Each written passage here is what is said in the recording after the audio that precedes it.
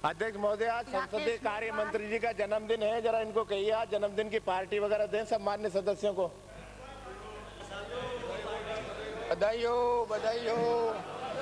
अध्यक्ष महोदय, संसदीय कार्य मंत्री, विधानसभा का आखिरी दिन है और संसदीय मंत्री कम से कम सभी माननीय सदस्यों को मिठाई खिलाए और लोगों को पहले माननीय अध्यक्ष महोदय, ये पार्टी तो माननीय हमारे अध्यक्ष महोदय, उसको अध्यक्ष महोदय मेनू में तैयार करूंगा, सबको खाना पड़ेगा।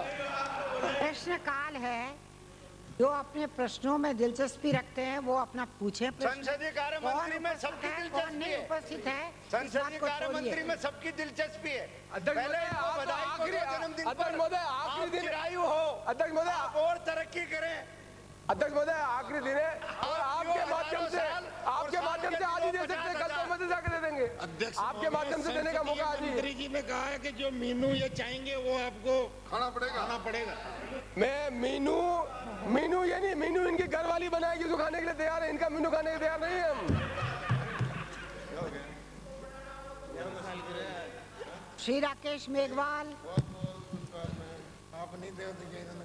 प्रश्न संख्या 423। आपका प्रश्न संख्या 422 चूंकि न्यायालय में लंबित है इसलिए स्थगित किया जा रहा। मेरा बस एक मिनट के लिए मेरा निवेदन ये है कि इसको लंबित करने का कोई ऐसा कारण नहीं था, क्योंकि मैंने ऐसी कोई लंबित पता सूचना है ना, न्यायालय में लंबित है, न्याय रिकॉर्ड है।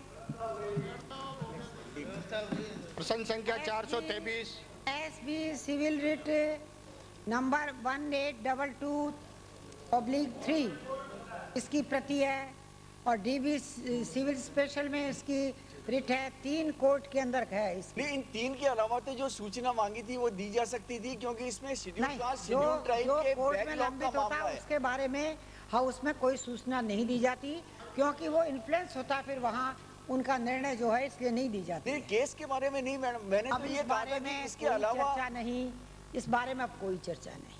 423 प्रश्न संख्या 423 का प्रश्न स्थगित किया था, उसका क्या हुआ? इसी सत्र के लिए मंत्री की यदि आज टर्न नहीं है तो कैसे संभव हो सकता है? वो तो मंत्री की तो टर्न होती है, इसलिए वो यदि मंत्री की टर्न नहीं है तो कैसे संभव होगा? स्थगित कराने के बाद में मंत्री जी का नंबर आ चुका था, आपने कहा था दूसरे मंत्री जी देंगे, उसके बावजूद भी अब तक उसका जवाब नहीं है और आज अंतिम दिन है। मंत्री जवाब दें। अध्यक्ष महोदय, आपकी आज्ञा से खंड 1, जी हाँ, उक्त सड़क के कार्य को संशोधित अतिरिक्त प्रशासनिक एवं वित्तीय स्वीकृतियों बजट के अभाव के कारण बीच में ही रोकना पड़ा। खंड 2, समय समय पर अतिरिक्त एवं संशोधित वित्तीय एवं प्रशासनिक स्वीकृतियां एवं बजट आवंटन के पश्चात उक्त कार्य को पुनः प्रारंभ कर दिया। दिनांक 24/7/2003 को पूर्ण कर दिया गया है। जी हाँ, दिनांक 19/4/2005 को ठेकेदार की जमानत राशि लौटा दी गई है। माननीय मंत्री जी, जन्मदिन मुबारक।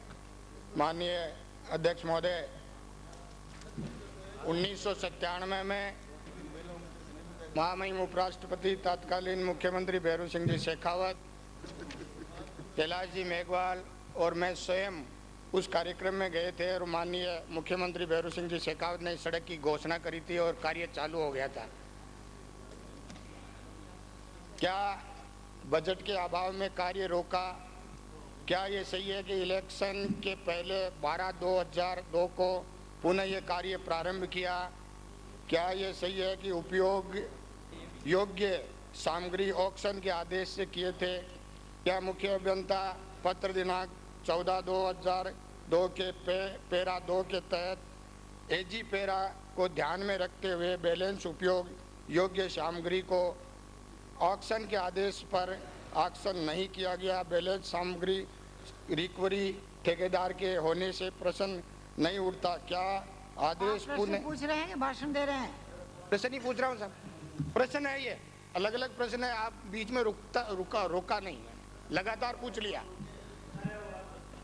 क्या ये सही है विधानसभा पटल पर ये तारांकित प्रश्न लगने के बाद में 5 लाख रुपए का चेक दिया गया, जबकि रिकवरी न करने के आदेश दिनांक 14/2002 को पारित हो गए, क्योंकि उपयोग सामग्री रिकवरी की गई जो सामग्री आज भी विभाग के पास में है, जिसके लिए MR रजिस्टर विभाग के पास में है, माननीय अध्यक्ष महोदय, आपके माध्यम से उपयोग योग्य सामग्री जो आपके पास है, जिसका ऑक्शन किया जाना किंतु नहीं किया गया, ठेकेदार जबरदस्ती रिकवरी कर ली गई, क्या ये सही है? अनुबंध के इलाज क्लास 45 के तहत ठेकेदार से वसूली क्यों की बताओ? इलेक्शन के करीब 25 लाख रुपए ठेकेदार के भुगतान होने के, जिसमें 1.70 लाख अब तक भुगतान किया गया। कमेटी नियुक्त की गई, रिपोर्ट में उन्होंने ये माना कि तो उसका आप औचित्य ही नहीं। आप भाषण दे रहे हो। माननीय मंत्री जी, माननीय अध्यक्ष महोदय, ये क्वेश्चन ही है। ठेकेदार से वसूली क्यों की? ये है तो बताओ क्वेश्चन भाई, क्यों की ही। गई? माननीय मंत्री जी जवाब दें। माननीय मंत्री बताएं, ठेकेदार अध्यक्ष से महोदय। वसूली क्यों की आपने? अध्यक्ष महोदय, ये सही है कि यह सड़क 7 वर्ष में पूर्ण हुई है। इस सड़क की स्वीकृति 22/10/1996 को हुई। और अध्यक्ष महोदय, यह भी सही है कि इस सड़क को लेकर एजी के अंदर पैरा बने, इसी सड़क को लेकर एसीडी के अंदर मुकदमे दर्ज हुए, और इसी सड़क को लेकर डीओपी के अंदर भी हमने 16 सीसी की कार्रवाई के साथ साची अभियंता और सहायक अभियंता और कनिष्ठ अभियंता के खिलाफ वो भी प्रेषित किया। जिस सामग्री की बात माननीय सदस्य कर रहे हैं, अध्यक्ष महोदय, ये सामग्री, ये सड़क जब बनाई गई तो चट्टानों को तोड़ा गया था। अब चट्टानों को जब तोड़ा गया तो उससे जो सामग्री निकली, उसी सामग्री का उसी काम में उपयोग में लेने की बात थी। उस सामग्री का एजी ने पैरा बनाया कि वो 17 लाख रुपए जिस सामग्री का उपयोग उस ठेकेदार ने उस चट्टान तोड़ने के बाद जो आई उसको सड़क में किया है, उसके बिल के अंदर समायोजन किया जाए। और इसी आधार पर एसीडी के अंदर जब जांच चली, प्रारंभिक जांच हुई, उसके अंदर भी एसीडी ने यही कहा कि ये पैसा वसूल योग्य है, जो पैसा उनसे वसूला गया है। और मैं निवेदन करना चाहूंगा कि चूंकि ये मामला काफी पुराना था और ये मामला, इस मामले के जो सारे कागजात थे वो एसीडी में भी गए, डीओपी में भी उनके खिलाफ चार्जशीट लग गई, इसलिए उसमें भी गए। इसलिए इसके अंदर जो भुगतान हुआ, कार्य पूर्ण होने के बाद में 6 महीने के अंदर भुगतान होना चाहिए, तो इसमें थोड़ा सा विलंब जरूर हुआ है। परंतु जो भी नियमानुसार इसमें जो राशि कटने वाली थी, जिसमें एजी ने कहा, एजी ने के पैरे में बबना, वो वही राशि काटी गई, उसके अतिरिक्त कोई राशि नहीं काटी। माननीय अध्यक्ष महोदय, माननीय अध्यक्ष महोदय, ये पिछले बीजेपी के शासन में 1996 में स्वीकृति हुई, 1997 में शुरू हुई, तो 2004-2005 तक इस सड़क का इंतजार और ठेकेदार का भुगतान नहीं हुआ। ये आप मामूली इसको बता रहे हैं, ये कम से कम 6 साल का अंतर हो गया। और भाजपा के राज में शुरू हुई और भाजपा का राज में वापस इसका भुगतान, वो भी 5 लाख किया गया, बाकी भुगतान कब तक करेंगे? और ये भी कोई आम सड़क नहीं है माननीय अध्यक्ष महोदय। ये आज राजस्थान में ज्ञानोदय जैन तीर्थ अजमेर, जो राजस्थान में एकमात्र है, बहुत बड़ा तीर्थ स्थान है। तीर्थ स्थान के मामले में अगर 7-7 साल अगर डिले किया जाता है, लेट किया जाता है, तो जो आगे जाके फिर आम सड़क का क्या अध्यक्ष होगा? महोदय, मैं आपके माध्यम से माननीय मंत्री जी से बिना अनुमति गई, आपकी आज्ञा हो तो आज्ञा दी कब? अब दे दीजिए।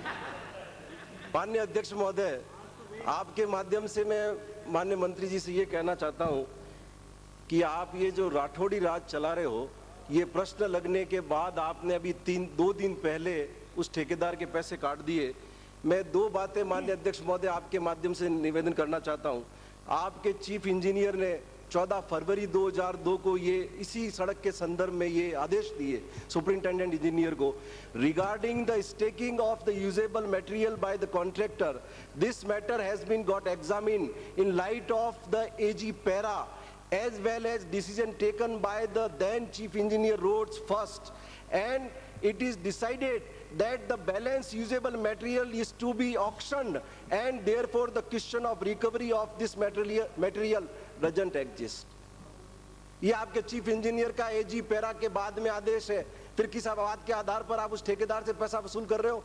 और आप जिस एसीडी के प्रारंभिक जांच की बात कर रहे हो, क्या एसीडी में इस संबंध में कोई मुकदमा दर्ज किया? आप जिन अधिकारियों के खिलाफ 16 की चार्जशीट की बात कर रहे हो, क्या कार्रवाई उनके खिलाफ हुई 16 में? आप जानकारी दो। आप जबरदस्ती बिना किसी दोष के, और ये भी बताना कि वो जो मटेरियल बचा हुआ था, क्या वो आपके विभाग के पास नहीं है?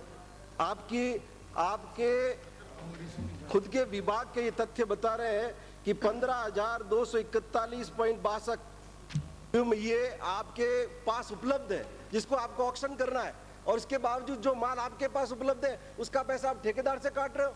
और दूसरा मेरा एक प्रश्न और है कि ये जो जबरदस्ती आपने पैसा काटा है, ये बताओ ये तो कब वापस लौटा दोगे? और दूसरा, एस्केलेशन में जो पेमेंट उसको होना था और आपने नहीं किया, वो कब कर दोगे? अध्यक्ष महोदय, ये सड़क निश्चित तौर पर तीर्थ स्थान को जोड़ने वाली सड़क है। सबसे बड़ी चिंता तो माननीय सदस्यों को यह करना चाहिए कि जो सड़क स्वीकृत हो गई, 1811 दिन बाद सड़क का काम पूरा हुआ। अध्यक्ष महोदय, विषय इस बात पर आना चाहिए। और इसके अंदर जो बजट इसमें नहीं था, बजट के अभाव में बंद रही 1549 दिन, और 262 दिन ठेकेदार ने अपना काम नहीं किया, इसलिए बंद रही। और जो इसमें एलडी काटी गई है वो बिल्कुल नियमानुसार काटी गई है। अध्यक्ष महोदय, और मैं निवेदन करना चाहूंगा कि इन्होंने कहा कि वो जो वहाँ सामग्री है, उस सामग्री चूंकि विभाग के पास है। अध्यक्ष महोदय, आप अच्छी तरह आप जानते हैं कि विभाग ने सड़क बनाने का ठेका एक ठेकेदार को दे दिया। बीच में चट्टान थी, चट्टान उन्होंने तोड़ी, और चट्टान तोड़ने के बाद उस सामग्री का अगर उपयोग वो कर ले उसके अंदर, और उस सामग्री के उपयोग के बारे में जब एजी पैरा बना दे, और आपने जिस एसीडी की जांच की बात की है, ये संख्या है 3/2001, श्री A.K. सांघी अधिशासी अभियंता व अन्य के विरुद्ध भ्रष्टाचार निरोधक विभाग द्वारा जांच की गई। इसमें शक नहीं है, भ्रष्टाचार निरोधक विभाग ने 2/7/2002 उसमें यह कह दिया कि इसमें जांच में भ्रष्टाचार का कोई आरोप तो प्रमाणित नहीं होता, परंतु यह सही है कि नियमों के अनुसार 17,64,000 की वसूली ठेकेदार से की जानी चाहिए। जिस मटेरियल को, जो मटेरियल उसने तोड़ा और जिस मटेरियल को उसने उपयोग में ले लिया, कुछ मटेरियल अभी वहां पड़ा भी है। और रही बात इस बात की कि मटेरियल वहां पड़ा है, तो यह भी साफ पहले तय हुआ था कि ठेकेदार उसको उसके मटेरियल को एक जगह इकट्ठा करके पैमाइश कराएगा, और पैमाइश करा के बाद में आंकलन होगा कितना वो मटेरियल वो है। इसलिए मैं निवेदन करना चाहता हूं कि जो राशि हमने काटी है बिल्कुल नियमानुसार काटी है, और इसमें नियमों के खिलाफ कोई बात नहीं हुई। मैं तो इस बात की भी जांच कराऊंगा कि 1996 में स्वीकृत हो और 2003 में ये पूरा काम हो। इससे ज्यादा दुर्भाग्य तीर्थ से जोड़ने वाले जिसमें, तो इसकी भी जांच कराऊंगा, इसका विलंब जो हुआ उसके पीछे कौन कौन कारण रहा। माननीय अध्यक्ष महोदय, एक एसीडी का अदना थानेदार पर तो आपको भरोसा है, आपके विभाग का चीफ इंजीनियर पूरी जांच के बाद वो लिखता है, उस पर भरोसा नहीं है। अगर इतने ही नाकाबिल अफसरों को लेकर बैठे हो और अपने डिपार्टमेंट में आपको भरोसा नहीं है, तो आप इस्तीफा दे दो ना, फिर एसीडी वालों को सौंप दो काम। फिर काय को लेकर चीफ इंजीनियर और सब बैठे हुए आप इतनी दफा। तो जन्मदिन है आपका, तो किसी का गला थोड़ी घोटने देंगे। माननीय अध्यक्ष महोदय, आपने 17 लाख रुपए काट दिए बिना किसी कारण के। माननीय सदस्य, माननीय अध्यक्ष महोदय, माननीय अध्यक्ष महोदय, आप पढ़ लीजिए। सदन के प्रांगण का उपयोग किसी व्यक्ति विशेष की पैरवी के लिए नहीं हुआ करता। माननीय अध्यक्ष महोदय, माननीय अध्यक्ष महोदय, माननीय अध्यक्ष महोदय, आप बिल्कुल ये सरासर गलत है। ये विभाग के चीफ इंजीनियर का आदेश में रख रहा हूँ रिकॉर्ड पे।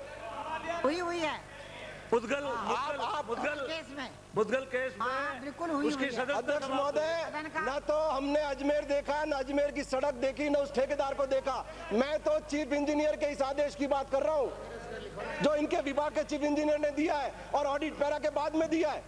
अध्यक्ष महोदय, इसमें मेरे एक बात कहनी है चीफ इंजीनियर ने कि क्या जो लिखा, क्या नहीं लिखा अलग माननीय बात अध्यक्ष है। महोदय, लेकिन मैं आपसे कह रही हूँ कि सदन के प्रांगण का उपयोग किसी व्यक्ति विशेष माननीय अध्यक्ष महोदय, पैरवी के लिए नहीं किया। माननीय अध्यक्ष महोदय, व्यक्ति भी ये इस व्यक्ति प्रदेश का की नागरिक है और उसके साथ भी इसके अन्याय अंदर होता है, तो उसकी बात को कहने का अध्यक्ष महोदय पूरा अधिकार है। और जो बात कह रहे हैं वो सरकार के आदेश के आधार पर कह रहे हैं, कोई अपनी ओर से नहीं कह रहे। अध्यक्ष महोदय, माननीय अध्यक्ष महोदय, माननीय अध्यक्ष महोदय, माननीय अध्यक्ष महोदय, इसमें ठेकेदार ने सवाल सत्तारूढ़ पार्टी के सदस्य का है, हमारा नहीं है। सवाल सत्तारूढ़ पार्टी के सदस्य ने उठाया। हम तो उसमें जिस व्यक्ति को सत्तारूढ़ पार्टी के सदस्य न्याय दिलाना चाहते हैं, हम उसमें सहयोग कर रहे हैं। माननीय अध्यक्ष महोदय, जोड़ने वाले का ध्यान आकृष्ट कर रहे हैं। माननीय अध्यक्ष महोदय, 1996 में सड़क शुरू हुई। माननीय अध्यक्ष महोदय, कांग्रेस का 5 साल में, पिछले 5 माननीय साल अध्यक्ष में महोदय, राज इनका था, मेरा एक सवाल इन्होंने सुनिए। क्यों नहीं किया वो? माननीय अध्यक्ष इन्होंने महोदय, पेमेंट मेरे सवाल क्यों सुनिए। रोका? काम इनके राज में क्यों नहीं हुआ? माननीय अध्यक्ष महोदय, अरे माननीय अध्यक्ष महोदय, मेरा से प्रश्न है कि मंत्री जी ने भी कहा था कि ठेकेदार ने जब काम में लिया मटेरियल, जो उसने काम में लिया उसका पैसा कटा। चूंकि ये एक नारियल तीर्थ, विश्व प्रख्यात तीर्थ है, उसका सवाल है, इसलिए इसके अंदर व्यक्ति का सवाल नहीं है, व्यवस्था का सवाल है कि जिस प्रकार से प्रश्न लगने के बाद ठेकेदार के पैसे काटे गए और जिस प्रकार से ठेकेदार को हरेश किया गया पेमेंट के अंदर चीफ इंजीनियर के ऑर्डर के बाद भी ये अपने आप में व्यवस्था में प्रश्न उठाता है, व्यक्ति का सवाल इसके अंदर नहीं है। तो मेरा मंत्री से निवेदन इस बात का है कि जो 15,652 क्यूबिक मीटर जो उससे काम में लिया मटीरियल उसका पेमेंट उसका कटा है, कोई दिक्कत नहीं है। जो उसके कब्जे में गवर्नमेंट के और जिसकी स्टेकिंग नहीं हो सकती क्योंकि वो पहाड़ ही नहीं है, वो पहाड़ है।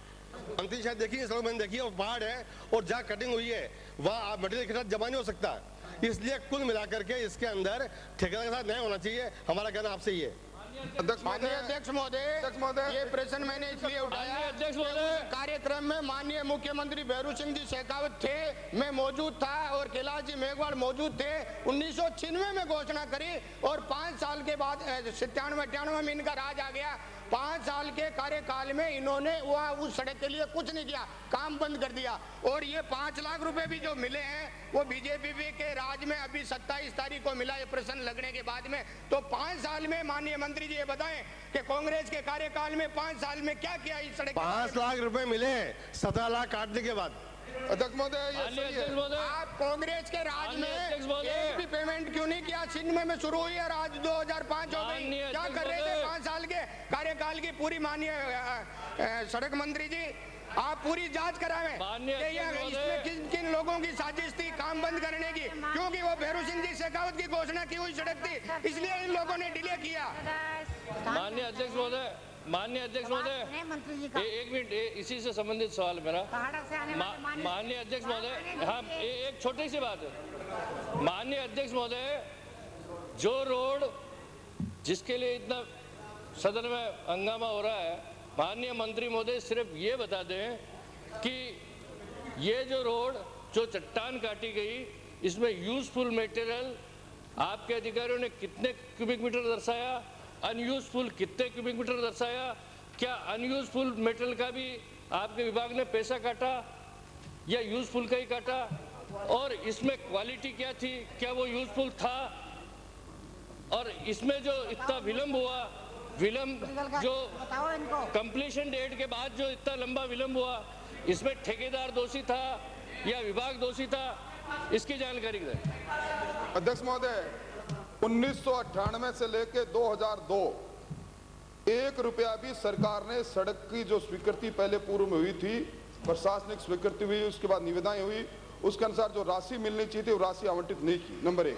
नंबर 2, उसके बाद अध्यक्ष महोदय ये भी सही है कि तत्कालीन माननीय सदस्य गोविंद सिंह जी गुर्जर ने इसकी शिकायत की थी और उनकी शिकायत के आधार पर, ये मिस्टर मेहता है, उनके बारे में लंबी बात नहीं करना चाहता, कौन है क्या मैं उस पर जाना नहीं चाहता, पर वो ठेकेदार है, ये बात रिकॉर्ड पर है।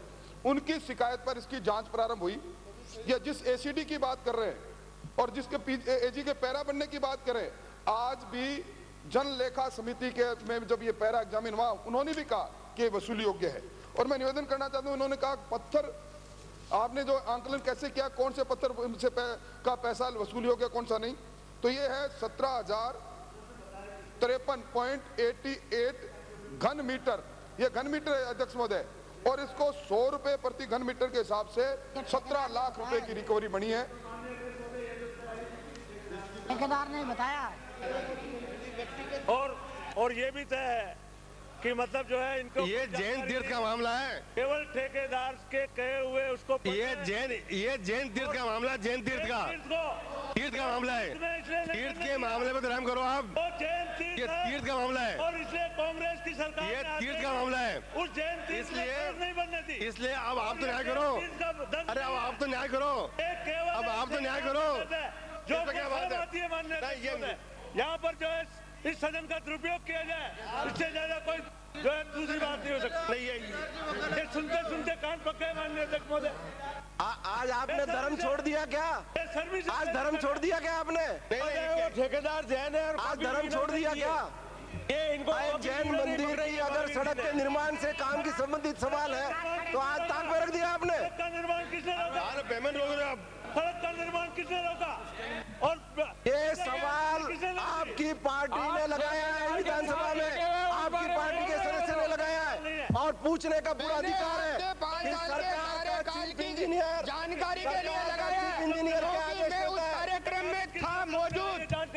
माननीय अध्यक्ष महोदय। आपके खिलाफ लगाया है मैंने। मैं सरकार का एमएलए हूँ, लेकिन मैंने आपके 5 साल के कार्यकालों के खिलाफ लगाया है प्रश्न। आपने 5 साल में क्या किया? क्यों नहीं पेमेंट किया? क्यों नहीं काम किया? आज एक ज्ञान तीर्थ की जो इतना बड़ा तीर्थ है, उसमें आपने 5 साल के, जब कांग्रेस का राज था, सड़क नहीं बना पाए। बड़ी शर्म की बात है, इसलिए लगाया था मैंने। मेरा कोई ठेकेदार से लेना नहीं, कोई देना नहीं, लेकिन आपकी कांग्रेस सरकार के खिलाफ लगाया मैंने। आपके 5 साल में आप अपने आप को कहते हैं कि हम तो कांग्रेस में, तो जेने तो कांग्रेस के अब लगाया है तो सरकार को सुनना पड़ेगा। कार्यकाल में अब आपने लगाया है तो सरकार को सुनना पड़ेगा। प्रश्न आने के बाद हाउस की प्रॉपर्टी सरकार ने दिया है, आपने अकेले की प्रॉपर्टी नहीं है। प्रश्न आपकी नीयत में खोट दी, आपकी नीयत साफ नहीं थी कि भैरू सिंह जी शेखावत ने जो सड़क की घोषणा कर दी, वो सड़क नहीं बननी चाहिए। आपकी नीयत में खोट थी, आपकी नीयत के खिलाफ मैंने लगाया था। माननीय अध्यक्ष महोदय, मैंने बहुत स्पेसिफिक बात पूछी है कि चीफ इंजीनियर ने जो लिखा है ऑडिट पैरा आने के बाद में, उसके बाद में सरकार ने किस आधार पर यह फैसला बदला, मैं ये जानना चाहता हूँ। आपके चीफ इंजीनियर का आदेश है, ऑडिट पैरा आने के बाद में है, फिर आपने किस आधार पर आदेश को बदला? या तो उस चीफ इंजीनियर को सस्पेंड करो जिसने ये आदेश दिया है। अध्यक्ष महोदय, ये सही है कि ये प्रकरण काफी पुराना था और माननीय सदस्य के प्रश्न लगने के बाद मैंने सारे पत्रावली को मंगाकर देखा और इसमें ठेकेदार के जो हमारे पास एसडी थी, जो उसका फिक्स डिपॉजिट था, वो 8,56,000 था। उसमें से हमने 5 लाख रुपए उसको जो उसके बढ़ते थे उनको दिए हैं। बाकी अध्यक्ष महोदय, जब जनलेखा समिति की फाइंडिंग्स कागज पर हो, एजी का पैरा हो, एसीडी की जांच के बाद एसीडी की फाइंडिंग्स हो, उसके बाद उस ठेकेदार जो उस वक्त जो काम चालू हुआ, जैन धर्म का काम, जैन ठेकेदार काम करने वाला, आप ही की सरकार थी, आपकी हुकूमत में शिकायत हुई, मैंने तो आके इसका पेमेंट किया है और इसका मैं वापस दिखा रहा हूं। मैं सदन को कहना निवेदन करना चाहता हूं आपके माध्यम से कि ये सड़क कैसी बनी है। था सब था, तो आपने पेमेंट फिर क्यों किया? और आप मंत्री जी ये भी बता दें, ये भी अध्यक्ष महोदय, ये भी मंत्री जी बता दें 96 से 98 तक ये सड़क कितनी बनी थी और 98 से आज तक कितनी बनी है, ये भी बता दें। ये जो बनी, जो 98 तक की बनी, उसके बाद तो अभी बनी। अध्यक्ष महोदय, माननीय अध्यक्ष जी, आपने जो सवाल पूछा उसका भी जवाब आ जाना चाहिए कि पेमेंट क्यों किया। अध्यक्ष महोदय, पेमेंट इसलिए किया कि इसका पेमेंट बनता था और पहले आप कह रहे पेनल्टी जो इसका पेमेंट बनता था वो पेमेंट किया हमने, उसके अलावा लगा के बाकी दे दिया। हाँ, बाकी दे दिया अध्यक्ष महोदय। बाकी तो कटते ही। और जवाब भी आपने दे दिया। माननीय अध्यक्ष महोदय, ये सरकार की कार्य प्रणाली पर बहुत गंभीर संशय उत्पन्न करता है ये फैसला। आपका चीफ इंजीनियर क्या लिख रहा है ऑडिट पर आने के बाद में? माननीय अध्यक्ष महोदय, किस तरीके से मंत्री जी सरकार चलाना चाहते हैं? कोई वक़्त नहीं है आपके चीफ इंजीनियर की। और या तो आप सस्पेंड करो उसको अगर उसने गलत किया है तो। करके चला रहे हैं आप सदन को कैसे चलाना चाहते हैं? किसकी पैरवी? मैं आपकी आज्ञा से चलाना चाहता हूँ। किसकी पैरवी कर रहे हैं? मैं आपकी आज्ञा से सदन चलाना चाहता हूँ। पैरवी किसकी कर रहे हैं? अध्यक्ष महोदय, पैरवी नहीं कर रहे। मंत्री जी ने कहा है कि अध्यक्ष महोदय, मंत्री जी ने कहा है कि एसीडी की जांच चल रही है, तो एसीडी की जांच जब तक नतीजे पर नहीं पहुंचे तब तक ही पेमेंट क्यों किया गया? नहीं, मैं निवेदन करना चाहता हूं। आपने स्वयं, आप स्वयं ने कहा है कि एजी के ऑब्जेक्शन है, एसीडी की जांच चल रही है, एसीडी की जांच को प्रभावित करने के लिए आपने पेमेंट क्यों किया? एसीडी फैसला कर लेती कि करना है कि नहीं करना है, इस पर और वसूल करना है कि नहीं करना है, पर ये पेमेंट करके आप एसीडी को क्या मैसेज देना चाहते हैं? इसलिए मैं समझता हूं कि आपने जो फैसला किया है आपके विवेक से किया होगा, लेकिन सरकार को ये मानस बनाना चाहिए कि यदि कोई एसीडी की जांच पेंडिंग है तो एसीडी की जांच जब तक डिस्पोज नहीं हो तब तक कोई भी फैसला नहीं किया जाना चाहिए। ये सरकार को एक मोटा फैसला, मैं समझता हूं कि आप इससे सहमत होंगे, ये निश्चित तौर पर आपको बताना चाहिए। अध्यक्ष महोदय, जो माननीय सदस्य जो कह रहे हैं एसीडी की जांच, मैंने पहले भी निवेदन किया कि 3/2001 में तो एसीडी की जांच चली, माननीय सदस्य ने जब शिकायत की, और 2/7/2002 को एसीडी ने यह कह दिया कि इसमें भ्रष्टाचार तो नहीं हुआ, परंतु फिर भी 17,64,000 की राशि वसूल की जानी चाहिए ठेकेदार से। आपने माननीय सिरोही से आने वाले माननीय सदस्य ने जो कहा कि आपके चीफ इंजीनियर का पत्र है, मैं निवेदन करना चाहता हूं कि चीफ इंजीनियर के पत्र का सार ये था कि जो आपने मटेरियल उपयोग में कर लिया वो तो कर लिया, शेष मटेरियल जो बचा है उसको आप पूरे स्टॉक के अंदर उसके चट्टे लगाकर और उसको आप पैमाइश करवा दें ताकि उसकी नीलामी की जाए। ना तो चट्टे लगे अध्यक्ष महोदय, उस सारे मटेरियल को बिखेर दिया गया। अब जो मटेरियल जिसका उपयोग करा अगर वो भी ठेकेदार से विभाग नहीं ले तो मैं समझता हूँ फिर तो अध्यक्ष महोदय कैसे काम चलेगा। मैंने सारा कानून सम्मत किया है और मैंने तो त्वरित गति से पत्रावली आने देख के और जो उसका पेमेंट बनता पेमेंट कर दिया। माननीय अध्यक्ष महोदय, वो मटेरियल आज भी आपके पास पड़ा है और आप उसको ऑप्शन नहीं कर रहे हो। 41.62 क्यूबिक मीटर मटेरियल जो ले रखा है वो किस आधार पे आरे बार में लिया? श्री मुरारी, आरे बार में जो आपने मटेरियल ले रखा है आपका खुद का जवाब है। देखिए आप 24 जब चट्टे नहीं लगे तो आपने किस आधार पे लिया और एमडी में कैसे उसको चढ़ाया गया? माननीय मंत्री महोदय से ये पूछे अध्यक्ष महोदय। माननीय अध्यक्ष महोदय, माननीय अध्यक्ष महोदय, ये मंत्री जी का जवाब बिल्कुल अनुचित है। माननीय अध्यक्ष महोदय, श्री मुरारी लाल मीणा, माननीय अध्यक्ष महोदय, जो प्रश्न पूछा है उसका जवाब आया नहीं। अध्यक्ष महोदय, प्रश्न का जवाब तो जब ऑक्शन किया नहीं, माल आपके पास पड़ा है, फिर किस आधार पे आपने पैसे काट दिए? आपने आरे मार में चढ़ा हुआ है और आरे मार में तभी चढ़ता है जब विभाग ने इस माल को ले लिया है। प्रश्न पूछे अध्यक्ष महोदय। माननीय अध्यक्ष महोदय, आप नहीं अध्यक्ष महोदय, मंत्री जी ने सदन को संतुष्ट नहीं किया। माननीय अध्यक्ष महोदय, या तो आप इस मामले को वापस दिखवाइए कि जो चीफ इंजीनियर ने मटेरियल ऑक्शन की बात कही थी उसको उस संदर्भ में उस स्लाइड में इस प्रकरण को वापस सरकार दिखवाएगी। ये माननीय मंत्री जी आप कहिए। अध्यक्ष महोदय, अध्यक्ष महोदय, जब चीफ इंजीनियर कह रहा है सूचना लेने का अध्यक्ष महोदय खंड सूचना अध्यक्ष महोदय मिली का? अध्यक्ष महोदय, अध्यक्ष नहीं मिली। जब सरकार ने ये कहा कि माल हमारे पास पड़ा है, हम ऑक्शन करेंगे, ऑक्शन आपने किया नहीं और आपने पैसे काट लिए। खंड 1 अध्यक्ष महोदय, आप ये बताओ वापस इस प्रकरण को दिखवाओगे कि नहीं दिखवाओगे? अध्यक्ष महोदय, कहो खड़े हो गए? मंत्री जी मैं दिखवा लूंगा, आपने जो बात की इसको दिखवा एवं नर्सिंग स्टाफ के स्वीकृत एवं रिक्त पदों का विवरण परिशिष्ट आप पर उपलब्ध है। खंड 2 सामुदायिक स्वास्थ्य केंद्र बांदीकुई एवं प्राथमिक स्वास्थ्य केंद्र बसवा में महिला चिकित्सक का अलग से पद स्वीकृत नहीं है, परंतु सामुदायिक स्वास्थ्य केंद्र बांदीकुई में कनिष्ठ विशेषज्ञ स्त्री रोग का पद 2004 अक्टूबर से रिक्त है। खंड 3 कनिष्ठ विशेषज्ञ स्त्री रोग का पद पदोन्नति से भरा जाना है, जो विभागीय पदोन्नति समिति की बैठक आयोजित कर भरने के प्रयास किए जा रहे हैं। अध्यक्ष महोदय, विधानसभा क्षेत्र बांदीकुई की जनसंख्या करीब 3 लाख है। वहाँ पर प्रश्न पूछ, वहाँ पर 50 बेड का जो हॉस्पिटल है उसमें 11 पद करीब डॉक्टर्स के स्वीकृत हैं। इसमें 2004 से महिला चिकित्सक नहीं है। मैं मंत्री महोदय से पूछना चाहूँगा कि महिला चिकित्सक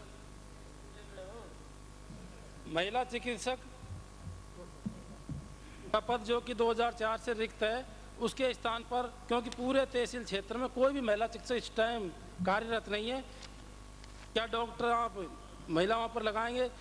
दूसरा मैं पूछना चाहूँगा कि MRS के द्वारा बांदीकुई हॉस्पिटल के अंदर मशीन लगाई हुई है, वहाँ पर पहले एक ट्रेन डॉक्टर जो कि सोनोग्राफी कर लेता था, लगा रखा था। उसमें बातचीत बंद करें। उसका ट्रांसफर पिछले वर्ष कर दिया गया। उसकी जगह क्या आप कोई ट्रेन डॉक्टर लगाएंगे या उन्हीं डॉक्टरों में से किसी डॉक्टर को इसके लिए ट्रेनिंग के लिए भेजेंगे?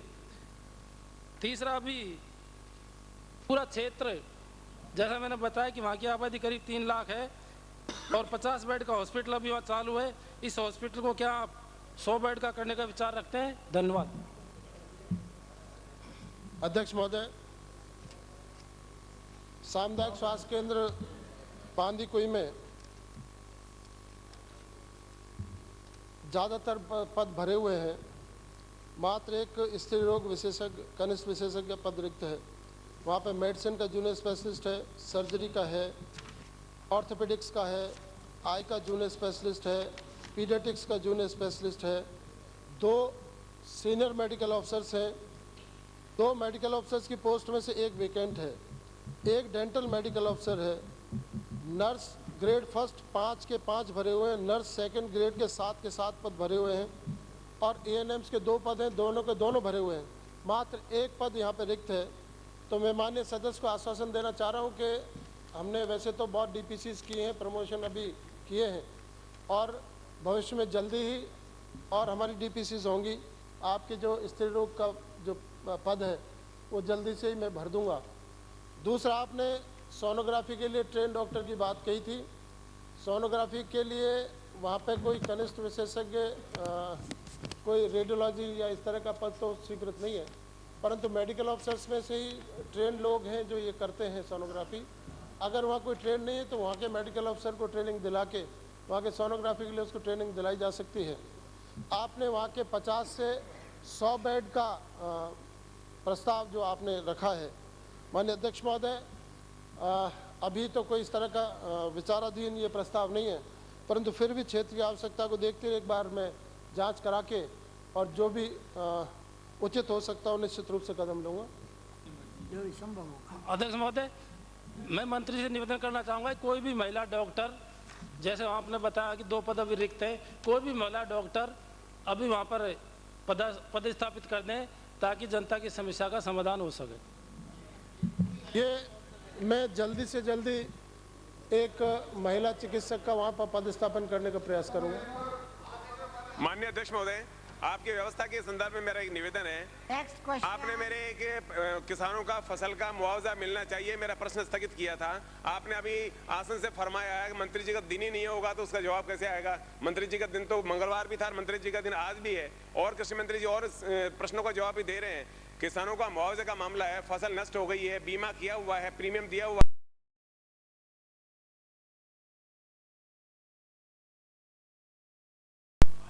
ये कोई 0 आवर नहीं है कि आप खड़े हो गए और खड़े होकर के और आपने बोलने लग गए।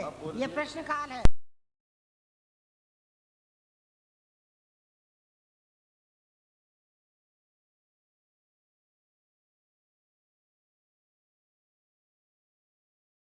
आपने अभी फरमाया था आसन से कि आज का दिन नहीं है।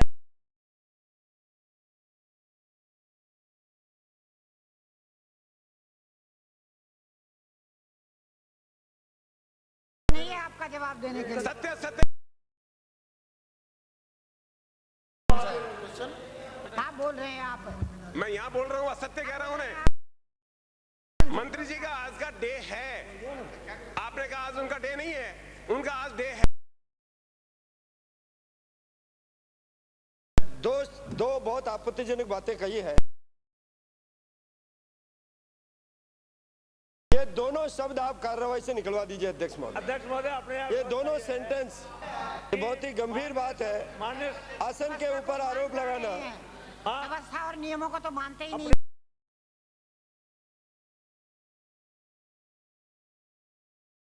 सीधा माननीय, आपको तो इनाम मिल रहा है ना, इसलिए आप कर रहे हो। ये इसका सवाल नहीं है। आसन ने व्यवस्था दी।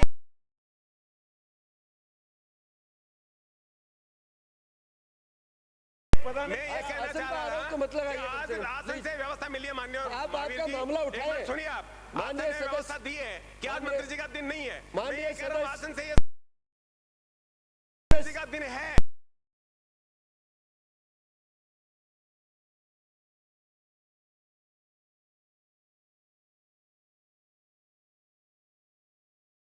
नहीं है कि माननीय सदस्य जागरूक रहें।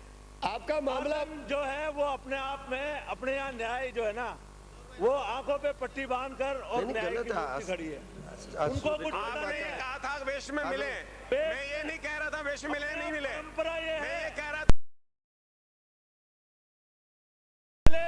वेस्ट में मिल लेते तो ये सब बातें नहीं होती।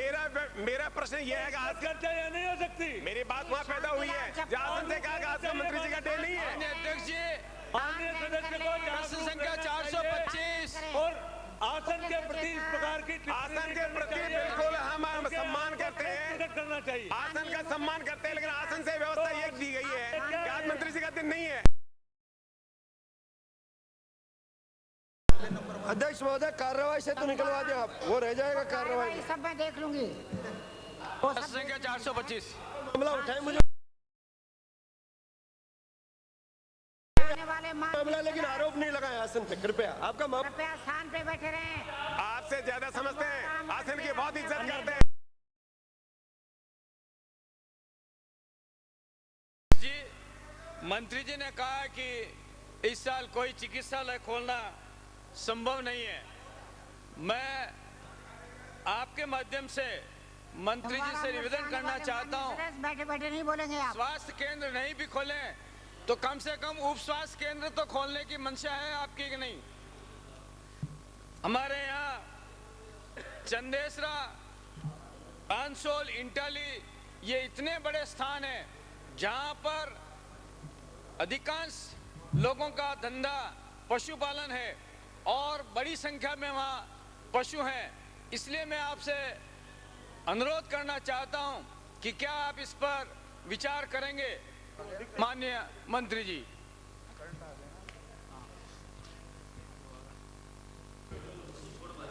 जैसा कि मावली से आने वाले माननीय सदस्य जी ने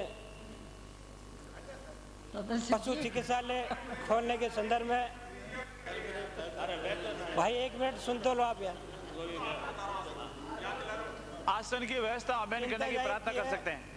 और आपने ये कहा कि इस वर्ष यदि पशु चिकित्सालय नहीं खुल रहे हैं तो उप चिकित्सा केंद्र खोलने पर क्या सरकार विचार रखी है? मैं माननीय अध्यक्ष महोदय आपके माध्यम से जानकारी देना चाहूँगा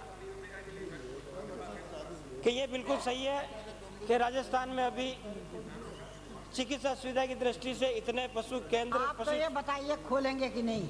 यही मैं कह रहा हूँ माननीय अध्यक्ष महोदय। जैसा अभी जैसा कि माननीय इरादा हो तो बता दीजिए कि उप स्वास्थ्य केंद्र खोल देंगे नहीं? माननीय सदस्य जी ने चंदेसरा और इटाली के लिए जो उपकेंद्र खोलने की जो बात कही है, उसकी जगह का चिन्हीकरण करने के लिए उस क्षेत्र का सर्वे हम करा रहे हैं और सर्वे होने के बाद में उपकेंद्र खोलने की वहां पर कार्रवाई की जाना विचाराधीन है।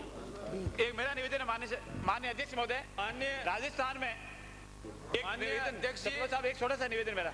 माननीय अध्यक्ष जी, मैंने चंदेसरा, बांसोल, इंटाली बताया है। बांसोल का नाम आपने नहीं लिया। मैं आपसे अनुरोध करूंगा इस पर विचार करें और पशुधन बेकार नहीं चला जाए, इसलिए आवश्यक है कि पशु चिकित्सालय और उप स्वास्थ्य केंद्र अधिक से अधिक खोलें। ये हमारी इकोनॉमी का आधार है। मेरा इसके साथ संबंधित प्रश्न है माननीय अध्यक्ष महोदय। राजस्थान में पशु चिकित्सालय खोलने का जो आधार है, किन किन नॉर्म्स के आधार पर खोलते हैं, कृपया मंत्री महोदय बताने का कष्ट करें। प्रश्न केवल मावली से संबंधित है। एक जनरल सबसे संबंधित है हमारा, एक में सबका आंसर आ जाएगा। टीवी गति के समाचार पढ़ते माननीय अध्यक्ष महोदय, जल्दी सब जवाब देते नहीं है। माननीय अध्यक्ष महोदय, राजसमंद जिला मुख्यालय केंद्र है और उसका दोइंदा उप केंद्र है। वहाँ दोइंदा के आसपास में कई गांव किसानों के लगे हुए हैं। क्या मंत्री महोदय उप केंद्र खोलने की मंशा रखते हैं?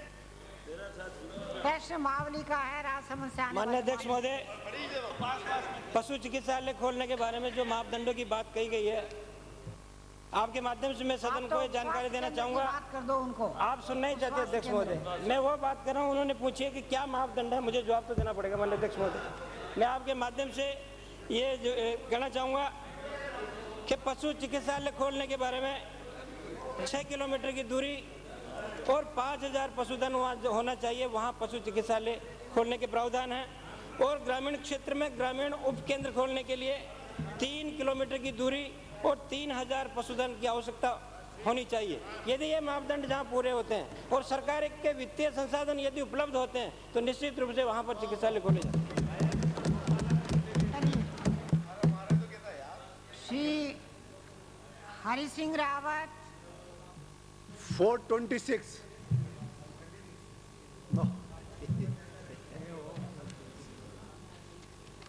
माननीय अध्यक्ष महोदय, खंड 1 विधानसभा क्षेत्र भीम में सिंचाई विभाग के अंतर्गत 11 तालाब हैं एवं उनसे दाई एवं बाई नहरें निकलती जिनका विवरण प्रपत्र ए पर संलग्न है।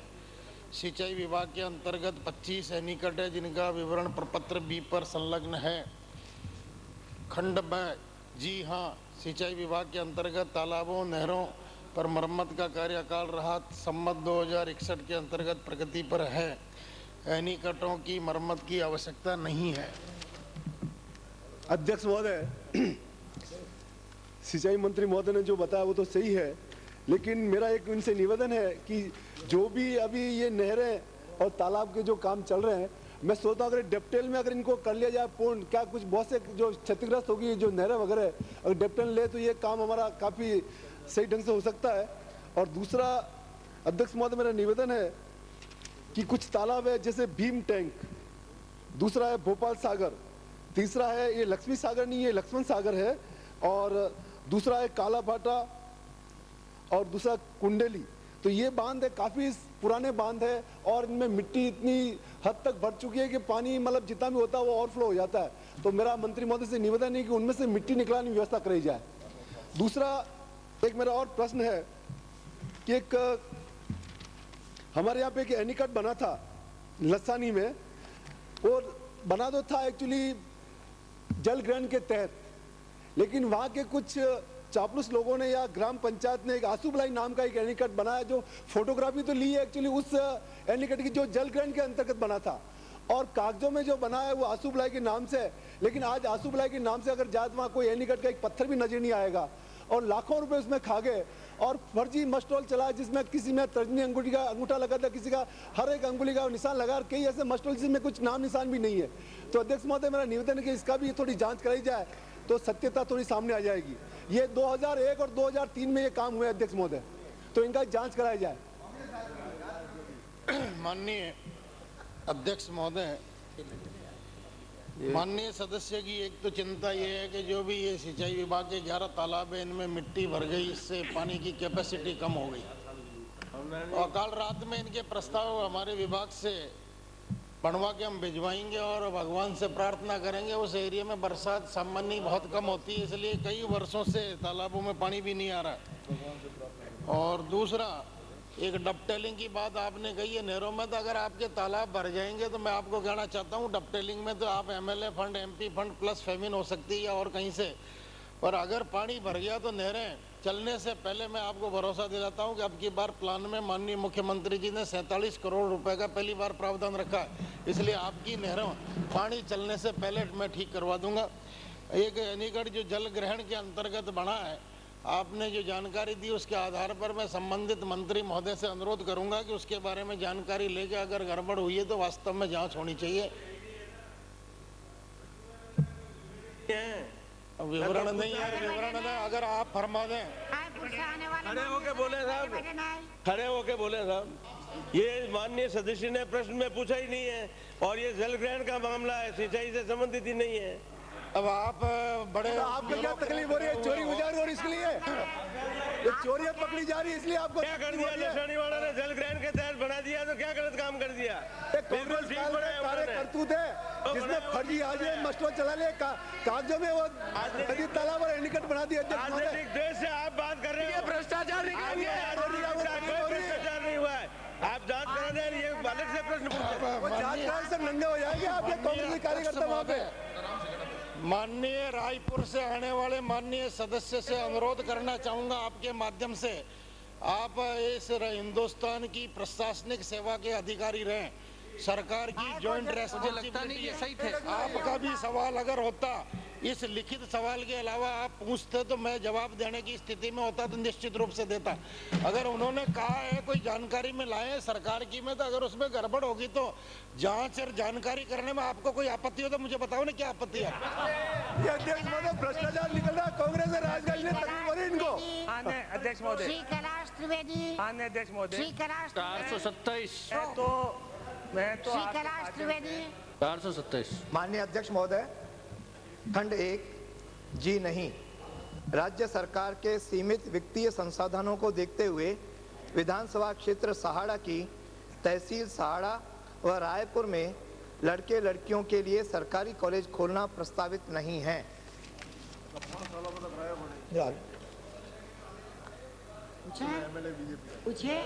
माननीय अध्यक्ष महोदय, ये इस जवाब की तो मुझे उम्मीद थी कि जवाब यही मिलेगा कि वित्तीय संसाधन सरकार के पास है ही नहीं हमारे लिए।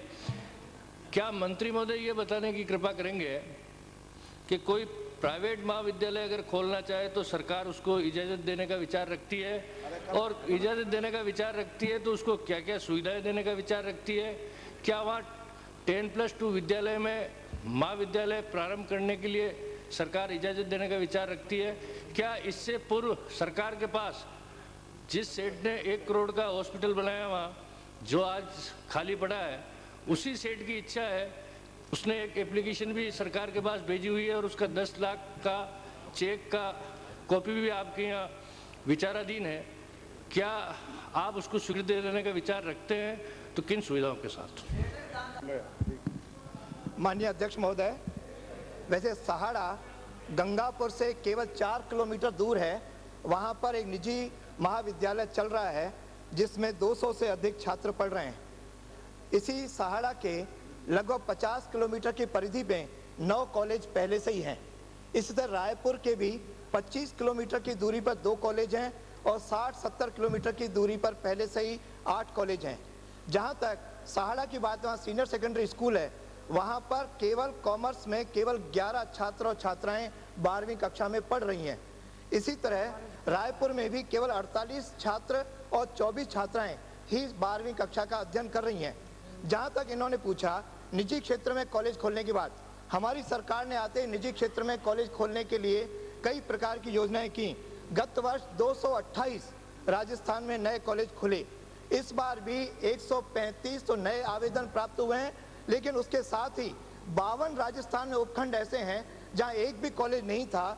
उसके लिए हमारी सरकार ने नई नीति लागू की कि इन उपखंडों में से हम 3 वर्ष तक किराए के मकान में भी खोलने की अनुमति देंगे। साथ ही राजकीय सेकेंडरी स्कूल कोई होगा तो उसमें भी उसको दूसरी पारी में चलाने की अनुमति देंगे। साथ ही FDR भी वहां पर यदि सह शिक्षा का होगा तो उसमें 75% छूट देकर के 10 लाख के स्थान पर केवल 2 लाख देने पड़ेंगे, और यदि वहां पे छात्रा का महाविद्यालय होगा तो 2 लाख के स्थान पर केवल 50,000 ही उसे FDR देनी होगी। साथ ही वहां पे महिला कॉलेजों की प्रबंध समिति में कम से कम 30% महिलाओं को प्रबंध समिति में प्रतिनिधित्व देना होगा। ये हमने नई नीति लागू की है और आज 52 उपखंडों में से 32 उपखंडों के लिए 93 एप्लीकेशंस हमको प्राप्त हुई हैं। ये हमने नई नीति के अंतर्गत काफ़ी हमें अनुकूलता मिली है। इसके अलावा जो प्राइवेट कॉलेज नए खुले हैं, इन सरकार ने इस बार नई नीति लागू की है कि हम सबसे पहले लेटर ऑफ इंटेंट देंगे। उसके बाद यदि वो सारी आवश्यकताएं पूर्ति कर लेगा, हमारी निरीक्षण समिति जाएगी, उसके बाद उसे NOC प्रदान किया जाएगा।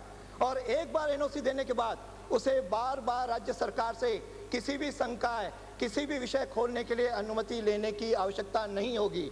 आपने जो प्रश्न किया, यदि कोई कॉलेज खोलना चाहे उसका स्वागत है, वह वहाँ पे आवेदन प्राप्त दे और हम नियमानुसार उसे निश्चित रूप से अनुमति देंगे। नए कॉलेज खोलने की सरकार की हमारी नीति है।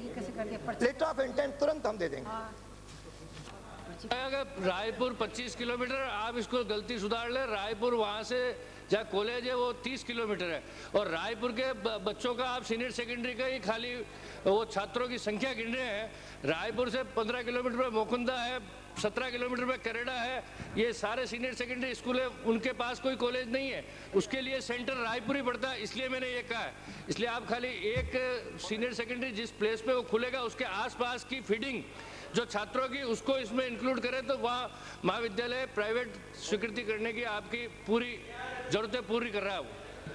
कर देंगे। वैसे सभी स्थानों का आंकलन है। आमेट वहाँ से 25 से 30 किलोमीटर दूर है, गंगापुर वहाँ से 25 से 30 किलोमीटर दूर है। सारे वहाँ पे कॉलेज हैं। ये सारे स्थानशय और ये नक्शे में पूरा 1-1 किलोमीटर का मेरे पास है स्थान का। मुझे जानकारी हमारी सरकार में खुले हुए हैं सब, ऐसी कोई बात नहीं। माननीय अध्यक्ष महोदय, आपकी इजाजत से माननीय अध्यक्ष महोदय, माननीय अध्यक्ष महोदय, ये शिक्षा से जुड़ा हुआ बहुत महत्वपूर्ण मुद्दा है मेरे जिले का। मैं 2 बात आपके सामने कहना चाहूंगा।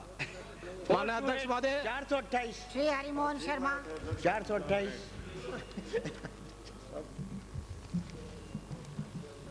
अध्यक्ष महोदय, खंड 1 31 मार्च 2004 को राजकीय उपक्रम ब्यूरो के क्षेत्राधिकार में आने वाले 27 राजकीय उपक्रम कार्यरत थे।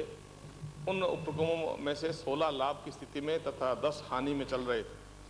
शेष 1 अक्रियाशील है। सूची परिशिष्ट अ पर संलग्न है। वित्तीय वर्ष 2004-2005 के वित्तीय परिणामों का सही स्थिति आंकेक्षण के पश्चात ही ज्ञात हो सकती है, जिसमें सामान्यतः 3 से 6 माह तक का समय लगेगा। खंड 2 उक्त उपक्रमों में कार्यरत कर्मचारियों की संख्या परिशिष्ट अ पर संलग्न है। खंड 3 उक्त उपक्रमों द्वारा जनवरी 2004 में 15 फरवरी से 15 फरवरी 2005 तक दिए गए विज्ञापनों का खर्च की गई राशि का विवरण परिशिष्ट अ पर संलग्न है। माननीय अध्यक्ष महोदय, मैं आपके माध्यम से माननीय मंत्री महोदय से ये जानना चाहता हूँ कि जिस 10 उपक्रमों में आपने हानि होना बताया है, वो इन 10 ही उपक्रमों में 3 और 4 तक, 4 और 5 के आंकड़े तो आपके पास उपलब्ध नहीं है, 3 और 4 तक कितने करोड़ रुपए की इन 10 उपक्रमों में हानि हुई। नंबर 2, जो 16 उपक्रम आपने बताए हैं, उन 16 उपक्रमों में कितना लाभ हुआ। नंबर 3, जो उपक्रम आपने जो हानि में जो चलना 10 उपक्रम बताया, उन 10 उपक्रमों में कितने करोड़ रुपए के विज्ञापन दिए गए और जो लाभ में चल रहे हैं उसमें कितने करोड़ के विज्ञापन दिए गए। अध्यक्ष महोदय, सभी उपक्रमों के लाभ हानि का 85,565 एम्प्लॉइज हैं। 2003-04 में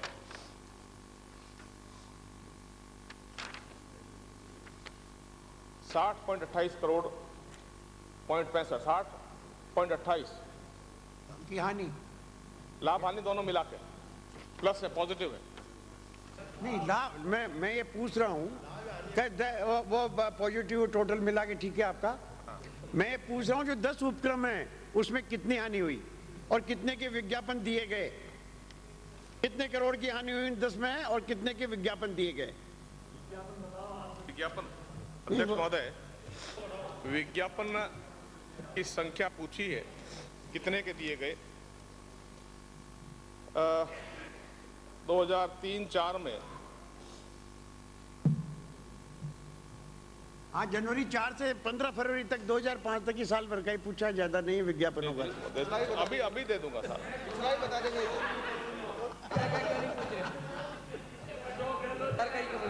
28.53 वो आप पूछ लेना। 28.53 2003-04 में और 4-5 में 67.25 का लाभ। नहीं कर पश्चात लाभ नहीं, हानि वालों में कितना मैं विज्ञापन दिया है पूछ रहा हूँ। विज्ञापन भी बताता हूँ। हाँ। अभी तो आपने पूछा कि मुर्गा इतना बड़ा होता है, नीचे वाला हाथ तो रखने दो, ऐसे कैसे होगा। विज्ञापन होता, दोनों प्रश्नों का जवाब दूंगा।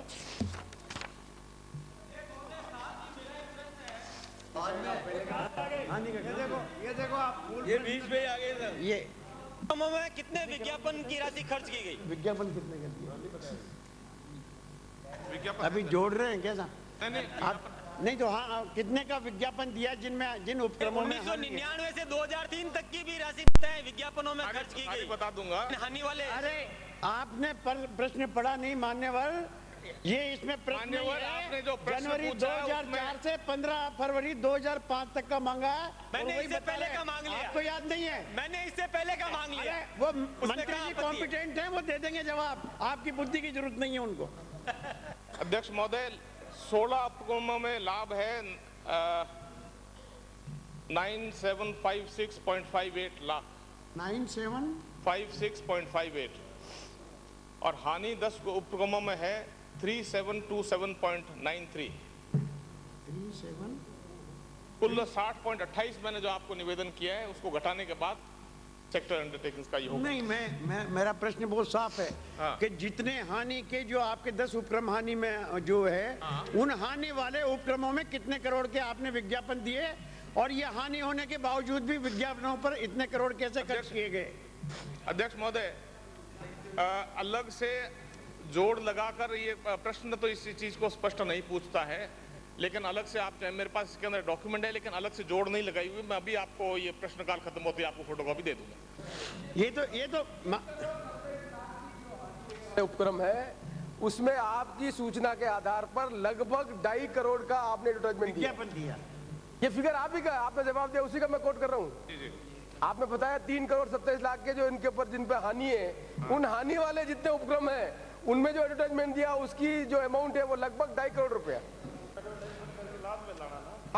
और दूसरा ये है कि ये जो राजकीय उपक्रम में राजकीय उपक्रम में ये डेयरी फेडरेशन को नहीं लेने के क्या कारण है कि इनको राजकीय उपक्रम में अपन शामिल नहीं करेंगे तो ये और करोड़ों और बढ़ जाता, 10-5 करोड़ से। अध्यक्ष महोदय, मैं आपके माध्यम बताना चाहता हूं, मैं आपका मंतव्य समझ गया था, लेकिन जितने मेरे पब्लिक सेक्टर इसमें अंडरटेकिंग्स के अंदर कवर्ड हैं, उनका ही लेखा जोखा मेरे यहाँ कंपाइल होता है, एडमिनिस्ट्रेटिव कंट्रोल नहीं है। एडमिनिस्ट्रेटिव कंट्रोल वाली तो गई, हमारे बहुत सारी बंद हो चुकी हैं। इसकी जो दिया है जितना भी एडवर्टाइजमेंट, रिको और आरएफसी का तो पूरा है ही, बाकी भी सबका है। जितने लाभ और हानि दोनों का सम्मिलित है वो मैं आपको अभी फोटोकॉपी उसकी दे दूँ। अध्यक्ष महोदय, आप स्वयं जानते हैं कि डेयरी और जिस तरह के उपक्रम है उनको पीयूसी से बाहर निकाल दिया है। ये मैटर भी आपके पास कंसिडरेशन में है।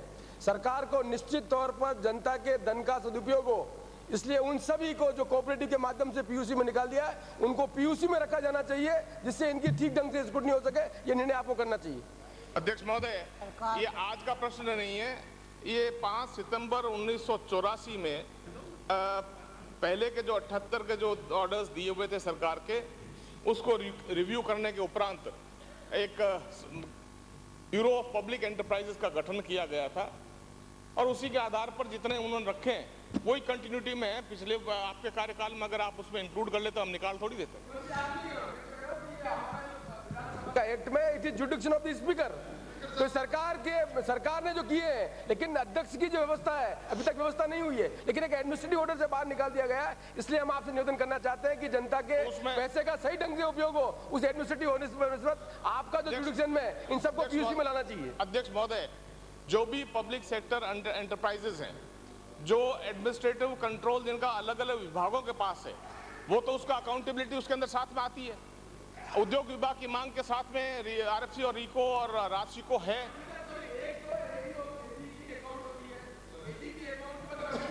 करती है और एक डिपार्टमेंट की होती है, इंटरनल ऑडिट होती है। ये जब तक जो पीयूसी का और पीएससी का कॉन्सेप्ट है एजी की ऑडिट में नहीं आएंगे, तब तक ये जनता के पैसे के बारे में जनता को सही जानकारी नहीं मिलेगी। इसलिए हम आपसे निवेदन करना चाहते हैं, ये क्योंकि 84 में एडमिनिस्ट्रेटिव ऑर्डर से हुआ है और ये हमारा ये असेंबली के सेक्रेटरीट के नियम है कि पीयूसी की बिना असेंबली के स्पीकर के नहीं हो सकता है। इसलिए मैं आपका ध्यान आकर्षित करना चाहता हूँ, इसको किया जाना चाहिए। माननीय अध्यक्ष महोदय, मैं एक और पूछना चाहता हूँ कि क्या माननीय मंत्री महोदय, वो अभी आपको 10 का आपने पूछा है कि जो राजकीय उपक्रम करोड़ों के नुकसान में जा रहे हैं और इसके बावजूद भी मंत्रियों के फोटो छपाने के लिए वो करोड़ों रुपए के विज्ञापन दे रहे हैं, क्या आप इसको तर्कसंगत और उचित मानते हैं?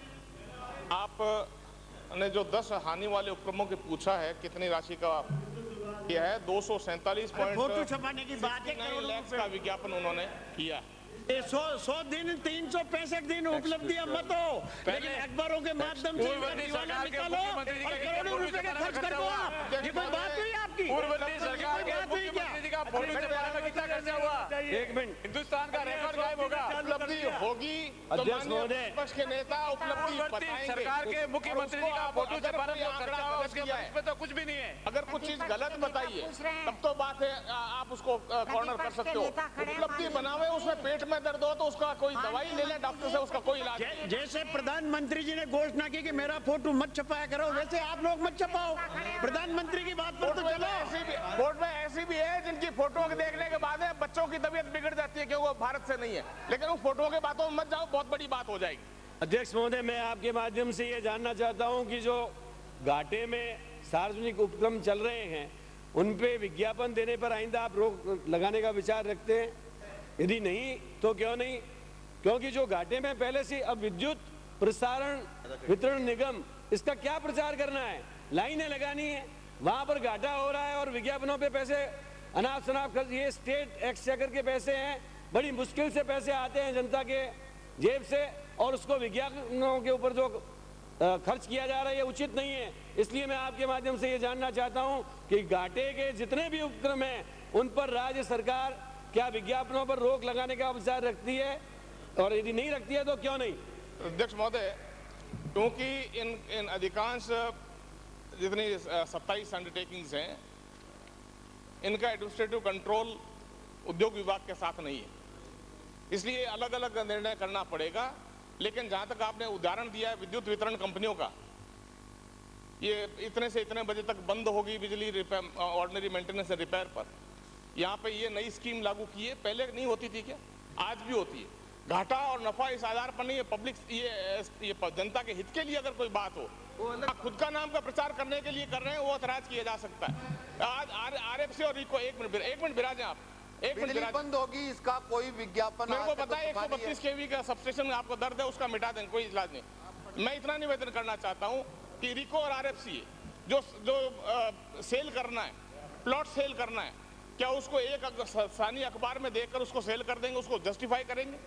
गलत निर्णय उस आधार पर, सिर्फ लाभ हानि के आधार पर नहीं, उसकी उपयोगिता के आधार पर हो तो बात समझ में आती है, उसके बारे में निर्णय करेंगे। तो विचार करना चाहिए गंभीरता से कि करोड़ों रुपए व्यर्थ में विज्ञापनों पर खर्च नहीं हो। आप इसको गंभीरता से देखें और सारी बात को रिव्यू करें। इस बार प्रश्नकाल समाप्त हुआ। मुझे माननीय सदस्यों को सूचित करना है कि निम्नांकित स्थगन प्रस्तावों की सूचना प्राप्त हुई है। श्री महिपाल सिंह यादव एवं 9 अन्य सदस्यों की ओर से अलवर में विश्वविद्यालय खोलने के संबंध में। उपरोक्त स्थगन प्रस्ताव के विषय पर सदन में चर्चा हो चुकी है, अतः अनुमति देने में असमर्थ हूँ। श्री मोहम्मद माहिर आज़ाद एवं श्री बृजकिशोर शर्मा सदस्य की ओर से जयपुर शहर के परकोटे के भीतरी क्षेत्र में दूषित पानी से बीमार हुए व्यक्तियों की वेदना के निराकरण के संबंध में। उपरोक्त प्रस्ताव इतनी गंभीर प्रकृति का नहीं है कि सदन की पूर्व निर्धारित कार्यवाही को आगे सुनिए तो सही, क्या मतलब हुआ, बीच में ही खड़े हो गए। निर्धारित कार्यवाही को रोककर इस पर विचार किया जाए, अतः इस पर अनुमति देने में तो असमर्थ हूँ।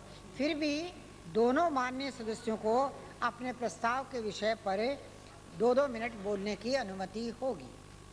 श्री हेमराज मीणा सदस्य की ओर से जयपुर विद्युत वितरण निगम लिमिटेड जयपुर में पदोन्नति में राज्य सरकार द्वारा जारी आदेशों निर्देशों की कथित अवहेलना के संबंध में। उपरोक्त प्रस्ताव भी इतनी गंभीर प्रकृति का नहीं है कि सदन की पूर्व निर्धारित कार्यवाही को रोककर इस पर विचार किया जाए, अतः इस पर अनुमति देने में तो असमर्थ हूँ। फिर भी माननीय सदस्य हेमराज मीणा को अपने प्रस्ताव के विषय पर 2 मिनट बोलने की अनुमति होगी। प्रक्रिया के नियम 295 के अंतर्गत जो सूचनाएं प्राप्त हुई हैं, श्रीमती अनीता भदेल सदस्य की ओर से राजकीय सैटेलाइट चिकित्सालय आदर्श नगर अजमेर को सुविधा युक्त करने के संबंध में। श्री जीतमल खांट सदस्य की ओर से जिला बांसवाड़ा में मेडिकल कॉलेज की स्थापना करने के संबंध में।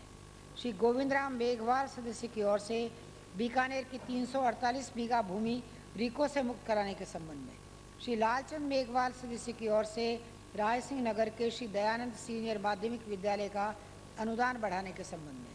श्री CD देवल सदस्य की ओर से पाली जिले की रायपुर तहसील में अकाल राहत कार्यों में हो रहे भ्रष्टाचार के संबंध में। श्रीमती सूर्यकांता व्यास सदस्य की ओर से जोधपुर नगर सुधार न्यास द्वारा पूर्वी एवं पश्चिमी पाल योजनाओं में 12 भूमि अवाप्ति के संबंध में। श्री नवनीत नीनामा सदस्य की ओर से आदिवासी किसानों द्वारा वन भूमि पर किए गए कब्जे काश्त की भूमि का सर्वे आदेश दिनांक 27/4/91 के अनुसार करने के संबंध में। श्री प्रभुलाल वर्मा सदस्य की ओर से विधानसभा क्षेत्र पीपलदा की क्षतिग्रस्त सड़कों का नवीनीकरण करने के संबंध में। श्री खुशवीर सिंह जोजावर सदस्य की ओर से राज्य के विभिन्न शहरों में लागू किए गए मास्टर प्लान से जनता को हो रही परेशानी के संबंध में। श्री श्रवण कुमार सदस्य की ओर से पंचायत समिति सूरजगढ़ के अध्यापकों को हड़ताल की अवधि का निजी आय से भुगतान किया वेतन वापस पंचायत समिति को करने के संबंध में। डॉक्टर समरजीत सिंह सदस्य की ओर से बॉर्डर होमगार्ड्स को स्थायी करने एवं उन्हें ड्यूटी देने के संबंध में। श्री हरि सिंह रावत सदस्य की ओर से वर्तमान आबकारी नीति में संशोधन करने के संबंध में। माननीय सदस्यों को जो सूचना उन्होंने दी है इसे पढ़ा हुआ मान लिया जाएगा। श्री याचिका, हाँ याचिका ने कहा, पहले तो उनको बोलने देंगे ना, याचिका कहाँ से लेंगे, अभी इनको बोलने देंगे। हाँ बृजकिशोर श्री, नहीं पहले तो मोहम्मद माहिर आज़ाद का नाम है।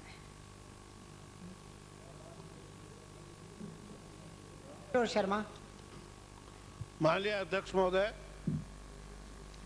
पहले तो आपको बहुत धन्यवाद कि आपने जयपुर के इस महत्वपूर्ण स्थगन प्रस्ताव को मंजूर कर मेरे को जो बोलने का मौका दिया। मंजूर तो नहीं, लेकिन आपको बोलने की अनुमति। हाँ, ये मुझे अनुमति दी। माननीय अध्यक्ष महोदय, जयपुर शहर के अंदर पिछले कुछ दिनों से पानी जल आपूर्ति में पानी की जगह खास तौर से जयपुर की चार दीवारी के भीतर पानी की जगह जहर पिलाया जा रहा है और उस जहर की वजह से आज विभिन्न अस्पतालों में सैकड़ों की तादाद में बहुत से लोग उल्टी दस्त से बीमार होकर अस्पतालों में भर्ती हो रहे हैं। मैं माननीय अध्यक्ष जी आपको आपके माध्यम से सरकार का ध्यान आकर्षित करना चाहूंगा कि यह स्थिति इसलिए पैदा हुई कि सरकार इसके और अनभिज्ञ है। सरकार इसमें जयपुर शहर को पानी के मामले के अंदर बिल्कुल कोई ध्यान नहीं देना चाहती। मैंने पिछले 21 फरवरी 2004 को कलेक्टर सुधांशु जी पंत की अध्यक्षता में एक मीटिंग के अंदर मेरे निर्वाचन क्षेत्र के अंदर कुछ हैंडपंपों को और ट्यूबवेलों की मांग करते हुए इस सरकार ने तो मेरे निर्वाचन क्षेत्र में सिर्फ 3 हैंडपंप मंजूर किए थे। वो मेरे इंटरवेंशन के बाद 30 हैंडपंप की मंजूरी दी गई, लेकिन अफसोस की बात है कि सरकार ने उन 30 हैंडपंप में से एक भी हैंडपंप मेरे यहाँ मंजूर नहीं किया। मेरे इंटरवेंशन के बाद अप्रैल 2004 में जयपुर शहर में पानी की कमी को देखते हुए 50 ट्यूबवेल मंजूर कराए और अफसोस की बात है उस 50 ट्यूबवेल में से 16 ट्यूबवेल मेरे निर्वाचन क्षेत्र के लिए दिए गए और 2004 निकलने के बाद 2005 निकलने के बावजूद एक भी हैंडपंप मेरे निर्वाचन क्षेत्र का में ही नहीं बल्कि जयपुर की चार दीवारी के अंदर नहीं लगा। यहाँ तक कि 3 हैंड ट्यूबवेल्स पर तो सरकार ने टेंडर की डिमांड कर ली, टेंडर हो गए और टेंडर होने के बावजूद एक भी ट्यूबवेल को नहीं खोदा गया। 18 महीने बीत जाने के बाद माननीय मंत्री जी की अध्यक्षता में एक मीटिंग पिछले फरवरी के अंदर हुई और माननीय मंत्री जी के सामने मैंने ये रखा कि जयपुर ग्रामीण के क्षेत्र में जलदाय विभाग ने न तो एक ट्यूबवेल 18 महीने बीतने के बावजूद ये माननीय पीएडी मिनिस्टर आपने क्या है हटवाड़ा है कहा यहाँ पे। माननीय अध्यक्ष जी, एक भी ट्यूबवेल, एक भी हैंडपंप, 1 इंच पाइप की लाइन और बहुत चेतावनी देने के बावजूद भी माननीय मंत्री जी खुद उस मीटिंग में मौजूद थे और मैं उनको धन्यवाद देना चाहूंगा। उन्होंने इस बात को मंजूर किया था और आश्वासन दिया था कि अब आपके क्षेत्र के अंदर पूरे पानी की सप्लाई की जाएगी। मैंने आपको मंत्री जी याद होगा मैंने आपको चेतावनी दी थी कि जो सिविल लाइन से कनेक्टेड पाइप गल गए हैं उन पाइपों को तुरंत बदलाया जाए। आपने आश्वासन दिया था कि इस पर तुरंत कार्रवाई की जाएगी, लेकिन अफसोस की बात है 1 इंच भी पाइपलाइन आज तक नहीं बदली गई और उसी का नतीजा है कि आज जयपुर शहर को जो पीने का पानी मिलना चाहिए था उसको आज जहर पिलाया जा रहा है। माननीय अध्यक्ष जी, मैं इतना ही आपसे निवेदन करना चाहूंगा कि राज्यपाल जी के अभिभाषण के टाइम पर भी मैंने इस मसले को मेरे धन्यवाद प्रस्ताव के विरोध में उठाया था और उस समय भी सरकार को चेतावनी दी थी कि माननीय मंत्री जी और सरकार इस ओर ध्यान दे और जयपुर शहर की पानी की व्यवस्था को सुधारे। माननीय मंत्री जी, अध्यक्ष जी, आपके माध्यम से मैं एक बार निवेदन करना चाहता हूं कि ये सरकार कांग्रेस के विधायकों के क्षेत्र में कोई काम नहीं करना चाहती है। 18 महीने बीतने के बावजूद मेरे क्षेत्र में एक भी हैंडपंप, एक भी ट्यूबवेल, 1 इंच नई पाइपलाइन और 1 इंच सिविल लाइन में नहीं बदली गई है। यहाँ तक कि पिछली सरकार ने 3 स्टोरेज टैंक मंजूर किए थे, उन तीनों स्टोरेज टैंक में से एक भी स्टोरेज टैंक पे आज तक काम पूरा नहीं हुआ है। मिनट के लिए बोलने की अनुमति अध्यक्ष जी, 5 मिनट हो गए हैं। 2 मिनट और आप वेदना के निराकरण की बात, मैं वेदना की निराकरण पे आ रहा हूँ। मैं इसलिए हैंडपंप लगाने पे आ गए। माननीय अध्यक्ष जी, मैं इसलिए कह रहा हूँ कि ये स्थिति बनी क्यों। आ गए आप। माननीय अध्यक्ष जी, मैं इसलिए निवेदन करना चाहता हूँ कि ये स्थिति बनी क्यों। अगर सरकार ने इस पर ध्यान दे लिया होता, सरकार ने ट्यूबवेल लगा दिए होते, सरकार ने पाइप लाइन को बदल दी होती, तो आज ये स्थिति नहीं बनती जो पीने के पानी की जगह लोगों को जहर पीने को मजबूर होना पड़ रहा है। माननीय अध्यक्ष जी, ये मैं सरकार से मांग करता हूँ कि इन जो भी बीमार लोग जो भर्ती हुए हैं उनका फ्री इलाज कराया जाए, उनको मुआवजा दिया जाए, दोषी अधिकारियों के विरुद्ध आवश्यक कार्रवाई की जाए और प्रत्येक सप्लाई अब आप प्रत्येक सप्लाई पॉइंट पर पानी को चेक किया जाए। धन्यवाद। जय हिंद। श्री मोहम्मद बाहिर आजाद। माननीय अध्यक्ष महोदय, ये राजनीति का सवाल नहीं है। जयपुर शहर की जो बसावट है, आप भी उससे भली बात ही परिचित हैं। एक परकोटे के बाहर का नवीनतम जयपुर है और एक अंदरूनी जो इलाका है परकोटे के अंदर पुरानी हमारी चौकड़ियां हैं, चौकड़ी घाट गेट, चौकड़ी तोपखाना हुजूरी, चौकड़ी विश्वेश्वर जी, रामचंद्र जी, गंगा पोल, बास बदनपुरा, उस अंदरूनी इलाके की स्थिति है माननीय अध्यक्ष महोदय कि वहाँ पाइपलाइन आज से 40 साल पहले की डली हुई। वो पाइपलाइन जंग लगने के कारण क्या उससे भी पहले किए हैं, म्यूनिसिपैलिटी आज़ादी के वक्त की, रियासत काल की, और वो कई जगह से गल गई। कई जगह उसको रिपेयर कर देते हैं, कहीं उसमें गटर की पाइपलाइन जुड़ गई, कहीं सिविल लाइन जुड़ गई, कहीं और कुछ जुड़ गया, और ये स्थिति हमेशा गर्मियों के समय में बन जाती है। माननीय अध्यक्ष महोदय, कल भी एक ऐसी हृदय विदारक घटना हुई।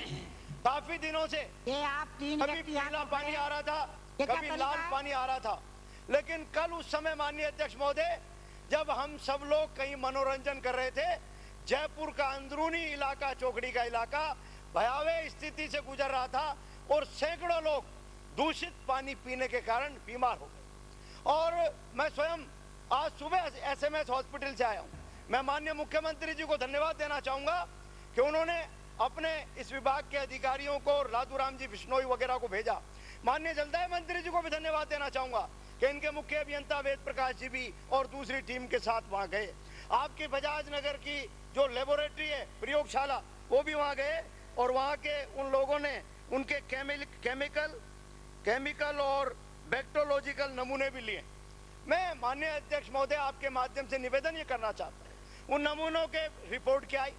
आज आप ये कह दें कि ये बीमारी दूषित पानी के कारण नहीं हुई, ये तो गलत सामग्री खाली उससे हो गई।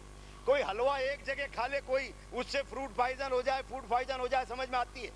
कहाँ चौकड़ी रामचंद्र जी, कहाँ बांस बदनपुरा, कहाँ घी वालों का रास्ता, कहाँ महावतों का मोहल्ला, कहाँ ईदा की मोरी, कहाँ गंगा पोल, कहाँ कंवर नगर, पूरे इलाके के अंदर जाए एक लाइन से पानी सप्लाई होता है। सैकड़ों नहीं हजारों लोग इससे प्रभावित हुए। SMS हॉस्पिटल में बड़ी संख्या में लोग भर्ती हैं, निजी अस्पतालों में लोग अपना इलाज करा रहे हैं। मैं माननीय अध्यक्ष महोदय आपके माध्यम से दो निवेदन करना चाहता हूँ। एक तो मंत्री जी, आपने टास्क फोर्स बना दी और आप कह रहे हैं कि हम इस लाइनों को बदल लेंगे, लेकिन इस लाइनों को बदलेंगे कैसे? कहीं ऐसा नहीं हो कि चौबे जी जाए, छब्बे जी बनने और दुब्बे जी रह जाएं। इन लाइनों को भी उखाड़ लें और उनको 2 दिन में 3 दिन में एक जो पानी मिल पाता है वो भी नहीं मिल पा रहा। जो पैसे वाले लोग हैं उन्होंने तो बोरिंग करा लिए और गहरे करा लिए। ये सारे जो प्रभावित हुए हैं लोग, ये वो लोग हैं जो गरीब लोग हैं, मेहनतकश लोग हैं, अपनी डेली की मजदूरी करके 2 चून की अपनी रोटी खाते हैं। इसलिए मेरा आपसे निवेदन है कि आप प्रायोरिटी के आधार पर युद्ध स्तर पर इस काम को लें। जो लाइनें क्षतिग्रस्त हो गई उनको सुधारा जाए, जो लाइनें डेड हो गई उस जगह दूसरी लाइन डाली जाए। और जयपुर जो कि राजधानी है प्रदेश की, क्या लोगों के पास इसकी आपकी छाया जाएगी, क्या शैडो जाएगी? इसलिए इनको पर्याप्त मात्रा में पेयजल मिले, स्वच्छ पेयजल मिले।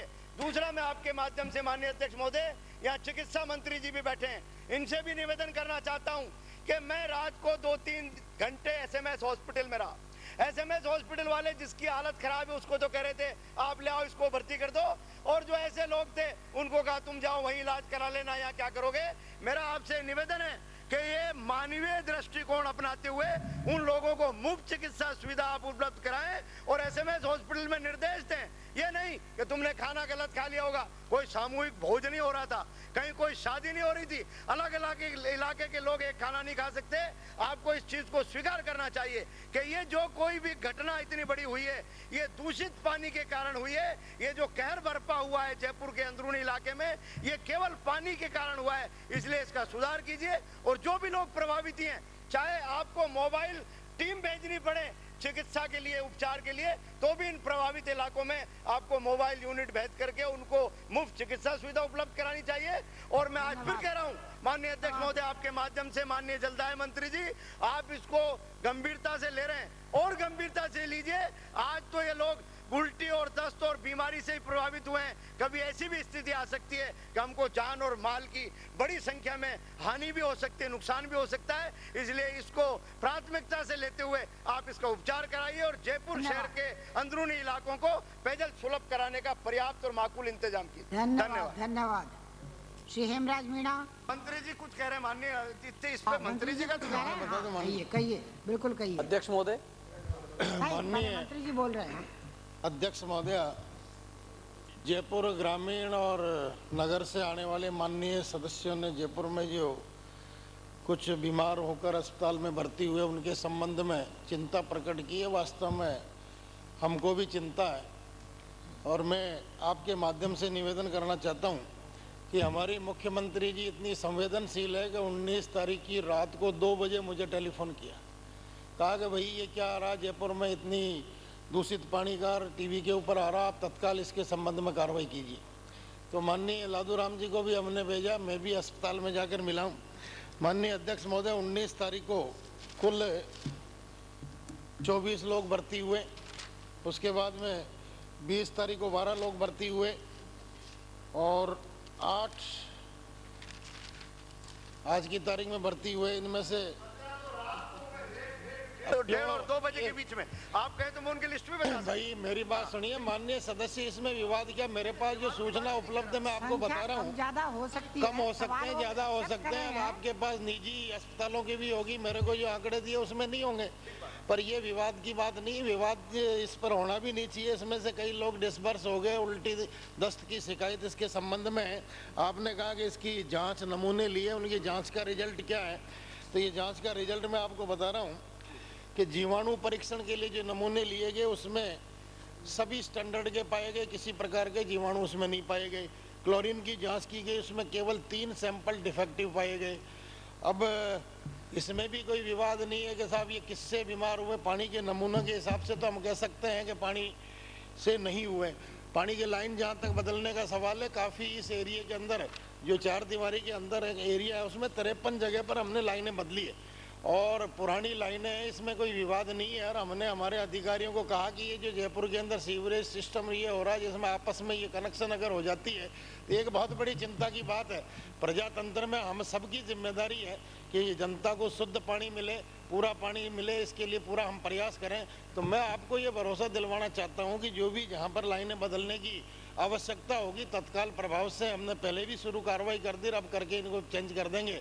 और माननीय जयपुर ग्रामीण से आने वाले सदस्य ने चिंता प्रकट की, मेरे पास भी आए थे, हमने अधिकारियों को कहा इनके सैंक्शन भी किया। अब 30 हैंडपम्प 40 हैंडपम्प हम भी एमएलए रहे, कोई हैंडपम्प की संख्या वैसे डिपार्टमेंट वाले आवश्यकता अनुसार खोदते हैं, पर हमने जनप्रतिनिधियों से राय लेकर भाई आपके एरिया में कहाँ कहाँ पर आवश्यकता है काफ़ी जगह दी है। और मैं आपको आश्वस्त करना चाहता हूँ कि और भी अब आपने कहा कि हमारे ट्यूबवेल नहीं खोदे, माननीय अध्यक्ष महोदय पानी पिलाना हमारा कर्तव्य है। एक जगह से दूसरी जगह के ट्यूबवेल से भी आपके एरिया में पानी आ रहा है। मैं आपको भरोसा दिलाना चाहता हूं कि जहां आवश्यकता होगी त्वरित गति से कार्रवाई करके ये व्यवस्था हम करवा देंगे। Very good, very good. Shri Hemraj Meena. अध्यक्ष महोदय, मैं आपके माध्यम से जयपुर विद्युत वितरण निगम में सहायक अभियंता से अधिशासी अभियंता के पद पर पदोन्नति करने में राज्य सरकार के जो निर्देश दिए हैं उन निर्देशों की जो अवहेलना की गई है उस समय मैं उस संबंध में सरकार का ध्यान आकर्षित करना चाहूँगा। अध्यक्ष महोदय, राजस्थान राज्य विद्युत मंडल वितरण निगम का गठन 19/7/2000 को हुआ।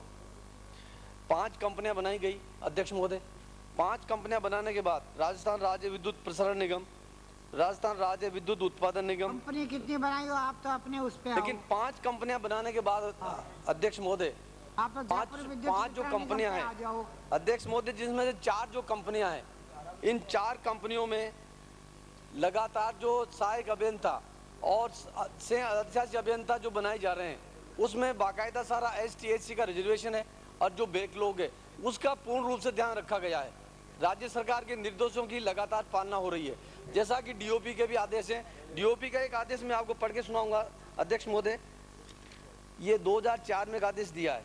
समस्त प्रमुख शासन सचिव गण, शासन सचिव, विशेष शासन सचिव, समस्त विभागाध्यक्ष, संभाग के आयुक्त एवं जिला कलेक्टर सहित सबको इसका मैं समरी सुनाऊंगा। अभ्यर्थी उपलब्ध नहीं होने की दिशा में उनके लिए इस प्रकार आरक्षित रिक्तियों को तब तक अग्रेसित किया जाएगा तब तक अनुसूचित जाति जनजाति के उपयुक्त अभ्यर्थी उपलब्ध नहीं हो जाते। किन्हीं भी परिस्थिति में उक्त आरक्षित वर्ग के अभ्यर्थियों के लिए आरक्षित किसी भी रिक्ति को पदोन्नति और साथ ही सीधी भर्ती द्वारा सामान्य वर्ग के अभ्यर्थियों से नहीं भरा जा सकेगा।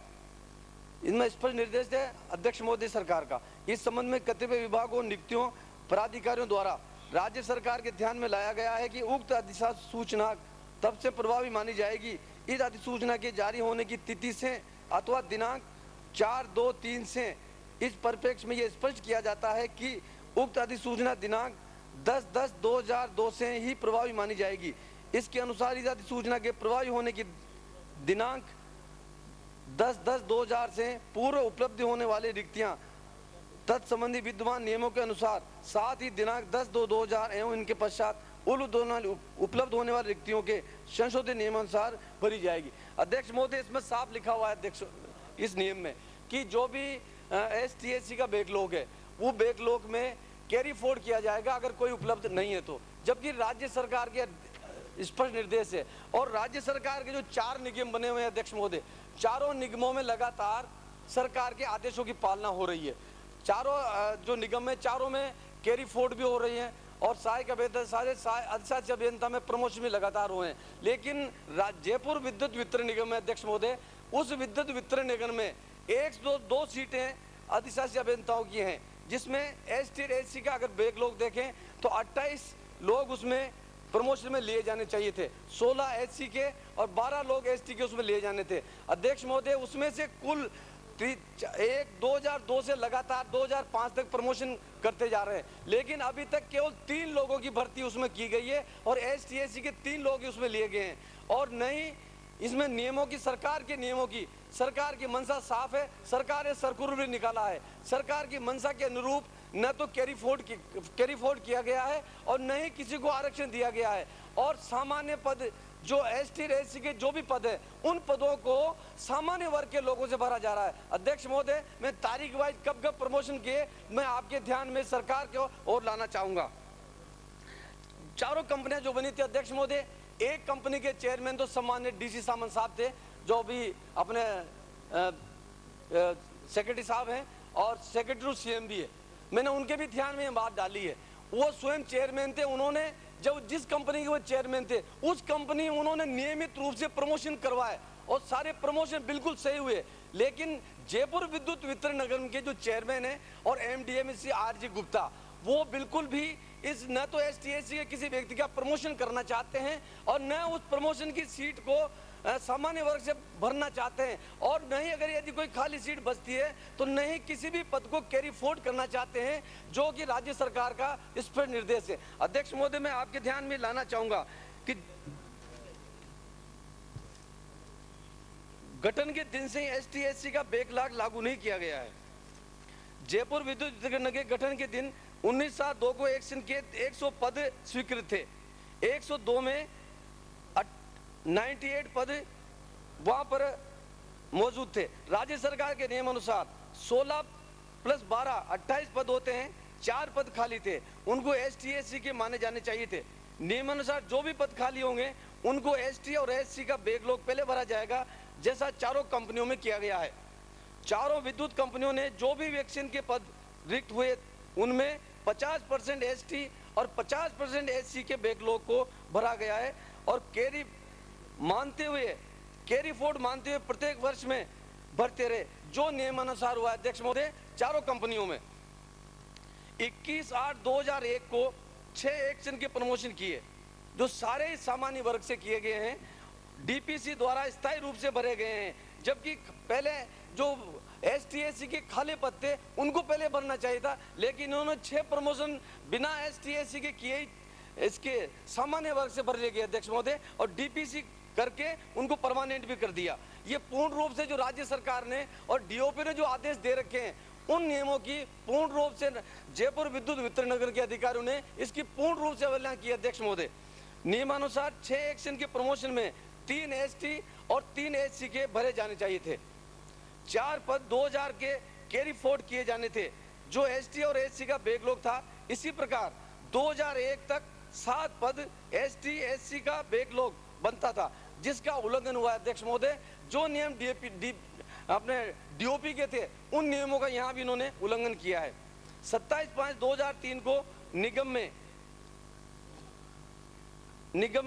2003 में 13 एक्शन के प्रमोशन किए जिसमें केवल 1 ST के अभ्यर्थी को भरा गया अध्यक्ष महोदय, जबकि नियमानुसार 7 पद ST/SC के पद पूर्व में भरे जाने चाहिए थे।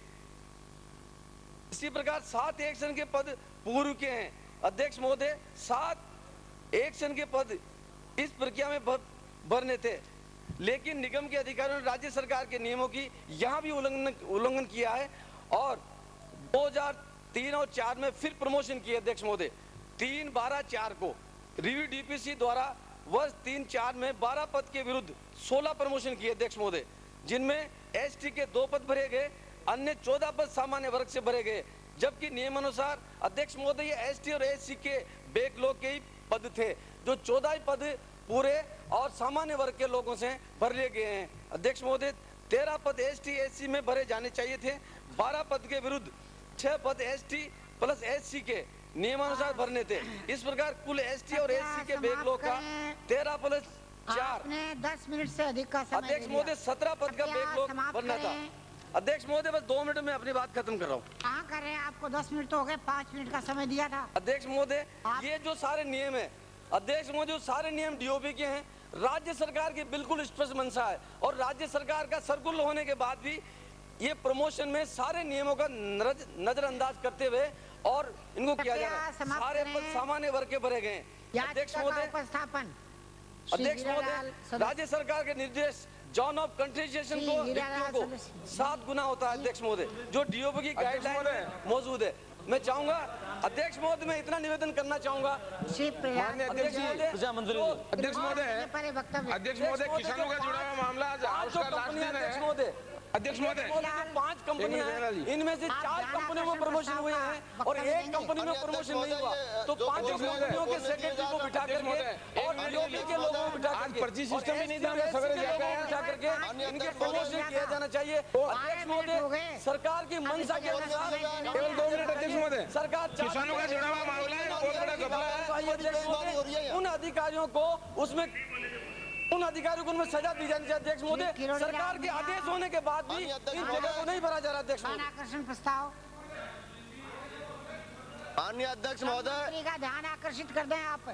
माननीय अध्यक्ष महोदय पहले ये जो ST/SC के साथ जो अन्याय हो रहा है इसके बारे में तो कोई बात सदन में रख रहा सुनी चाहिए। माननीय अध्यक्ष महोदय ये था इसीलिए मैंने बोलने का अवसर दिया था, लेकिन इसका मतलब ये नहीं है कम से कम कि वो 5 मिनट की बजाय 12 मिनट बोल लिए। माननीय अध्यक्ष महोदय वो अपनी बात को ठीक से प्रस्तुत नहीं कर सकते, आशीर्वाद चाहिए तो मेरे पास कोई इलाज नहीं है। आपकी मंशा हमारे प्रति सही है और पहले भी चर्चा हो चुकी है इस पे। तो पूरी बात हो जाए। माननीय अध्यक्ष महोदय जो बेईमानी हो रही है वो बेईमानी तो सामने आया। माननीय अध्यक्ष महोदय कर लें प्लीज, स्थान ग्रहण करें। माननीय अध्यक्ष जी ध्यान आकर्षण प्रस्ताव आ गया। माननीय अध्यक्ष जी हो रहा है कि नहीं हो रहा, आप दिखाएंगे इस प्रकरण ये तो बड़ी बेईमानी क्या स्पष्ट करेंगे इस पे। माननीय अध्यक्ष महोदय ये जो कंपनीज का जो अनबंडलिंग हुआ था ये कांग्रेस की सरकार ने किया था और जिस टाइम अनबंडलिंग हुआ था तो सबको चॉइस दी गई थी जयपुर, जोधपुर और अजमेर डिस्कॉम में कि आपकी क्या प्रायोरिटी है। प्रायोरिटी के अनुसार लोगों को शिफ्ट किया गया। जो आप समस्या आप बता रहे हैं इसकी मैं पूरी जानकारी करके और आवश्यक कदम लूंगा। नाम क्या रह गया आपका? एक किसानों का आज हाउस का लास्ट दिन है अध्यक्ष महोदय, 1-2 मिनट में मेरी बात खत्म हो जाएगी। आज मैं ऐसे कैसे? ये सदन नियमों से चलता है। नहीं अध्यक्ष महोदय, आज आज आपने पर्ची का सिस्टम ही नहीं रखा था।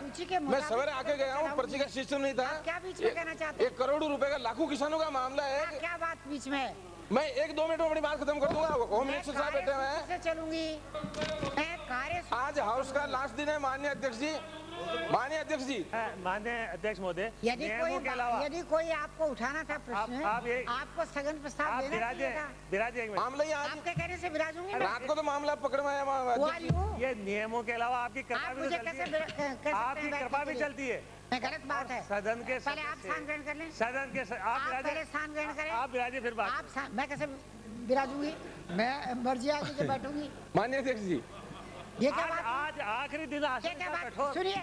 अब पहले आखिरी दिन पहले प्लीज आखिरी दिन आसन इतना कठोर हो जाए पाँव पर है और आसन अब तक आपको खड़े होने का कोई अधिकार अब आसन तो प्लीज पहले आप स्थान ग्रहण कर लें, उसके बाद मैं बैठूंगी जब मैं नाम पुकारूंगी। ऐसे नहीं। श्री रामलाल। माननीय अध्यक्ष जी, आप बड़ी नरम दिल है, पता नहीं कभी कभी इतने कठोर हो जाते हैं। माननीय अध्यक्ष जी, भीलवाड़ा जिले में आज पेपर में आया, उसके अलावा मैं पूरे प्रूफ सही दे रहा हूं कि भीलवाड़ा जिले के अंदर 2 जैविक खाद कंपनियों का रजिस्ट्रेशन हुआ। ये कंपनियों का नाम है, एक तो भीलवाड़ा जैविक खाद, एक मेवाड़ जैविक खाद कंपनी है। ये वर्मो कंपोस्ट खाद जो बनाती है, इनका 25 मई 2004 को 15 सदस्यों द्वारा रजिस्ट्रेशन करवा के 2000 रुपए में एक वर्मो कंपोस्ट की पेटी, मैं आपके माध्यम से होम मिनिस्टर साहब को ये कहना चाह रहा हूं। चुके हैं पहले प्रश्न। कौन उठा? सहाड़ा से आने वाले माननीय सदस्य इस प्रश्न को उठा चुके हैं। उठा चुके हैं वो। मैंने उठाया, उसके बावजूद भी सरकार ने कोई कार्रवाई नहीं की। आज हजारों काश्तकार भीलवाड़ा में कलेक्टर के वहाँ बैठे हुए हैं और इसके मुकदमे दर्ज हो रहे हैं। आप पकड़ में आ गए, ध्यान लगा, पकड़ में आ रहे हैं लोग। इस सदन में जो प्रश्न एक बार उठा दिया गया, उस पर दोबारा चर्चा। माननीय अध्यक्ष जी, इसमें मैं वो बात नहीं बता रहा हूँ। इसमें रात को एक आदमी गिरफ्तार हुआ, पकड़ में आया है। इस संस्था का जो अध्यक्ष है, वो अध्यक्ष ने कम से कम हजारों काश्तकारों से 2000 रुपए में एक वर्मो कंपोस्ट की पेटी बेची है। मंत्री जी यहाँ है नहीं, कोई और? मंत्री जी खुद बैठे हुए हैं। वो मंत्री जी कहाँ हैं? अध्यक्ष महोदय, गृह मंत्री जी होम डिपार्टमेंट कृषि मंत्री विभाग में मंत्री जी का मामला ही नहीं रहा है। जो 400 से तो निकल गया साहब, मैंने कहा जब भी संभालते 400 सरकार ने कोई ध्यान नहीं दिया और करोड़ों रुपए तो काश्तकारों के घर बर्बाद हो गए। मैं 2 मिनट में अपनी बात कह दूंगा। गृह मंत्री जी देखेंगे आपको, लेकिन आप एक बार शांत तो ग्रहण करें। देखिए, सहाड़ा से आने वाले माननीय अब गृह मंत्री जी को करनी है कार्रवाई। प्लीज आप स्थान ग्रहण करें। मैं एक निवेदन कर रही हूँ, ये आपका कृषि से संबंधित आपका प्रश्न है और कृषि मंत्री यहाँ पर है नहीं। मेरी सुनिए तो सही बात, आप यूं ही हाथ खड़ा कर देते। मैं ये निवेदन कर रही हूँ कि किसी भी माध्यम से आपने सदन में सूचना दी होती, चाहे पर्ची से देते, चाहे स्थगन प्रस्ताव से देते, चाहे ध्यानाकर्षण से देते, तो मंत्री जी यहाँ उपस्थित रहते और आपकी बात को सुन करके उसका जवाब देते। अब इतना महत्वपूर्ण मामला आप बता रहे हो, 420 का बता रहे हो और मंत्री जी यहाँ पर है नहीं, तो उस बात को कौन जवाब देगा? इसलिए गृह मंत्री जी कैसे देंगे जिसका संबंधित मामला पुलिस में चला गया, ठगी हो रही है, जाल फैल गया ठगों का और थाने में मुकदमे दर्ज हो गए। सुभाष नगर थाने में मुकदमा दर्ज हो गया। अब तो गृह मंत्री के हाथ की बात है, काश्तकारों के कृषि मंत्री का तो चला गया मामला। पंचायत राज मंत्री जी खुद मौके पर जाकर आए।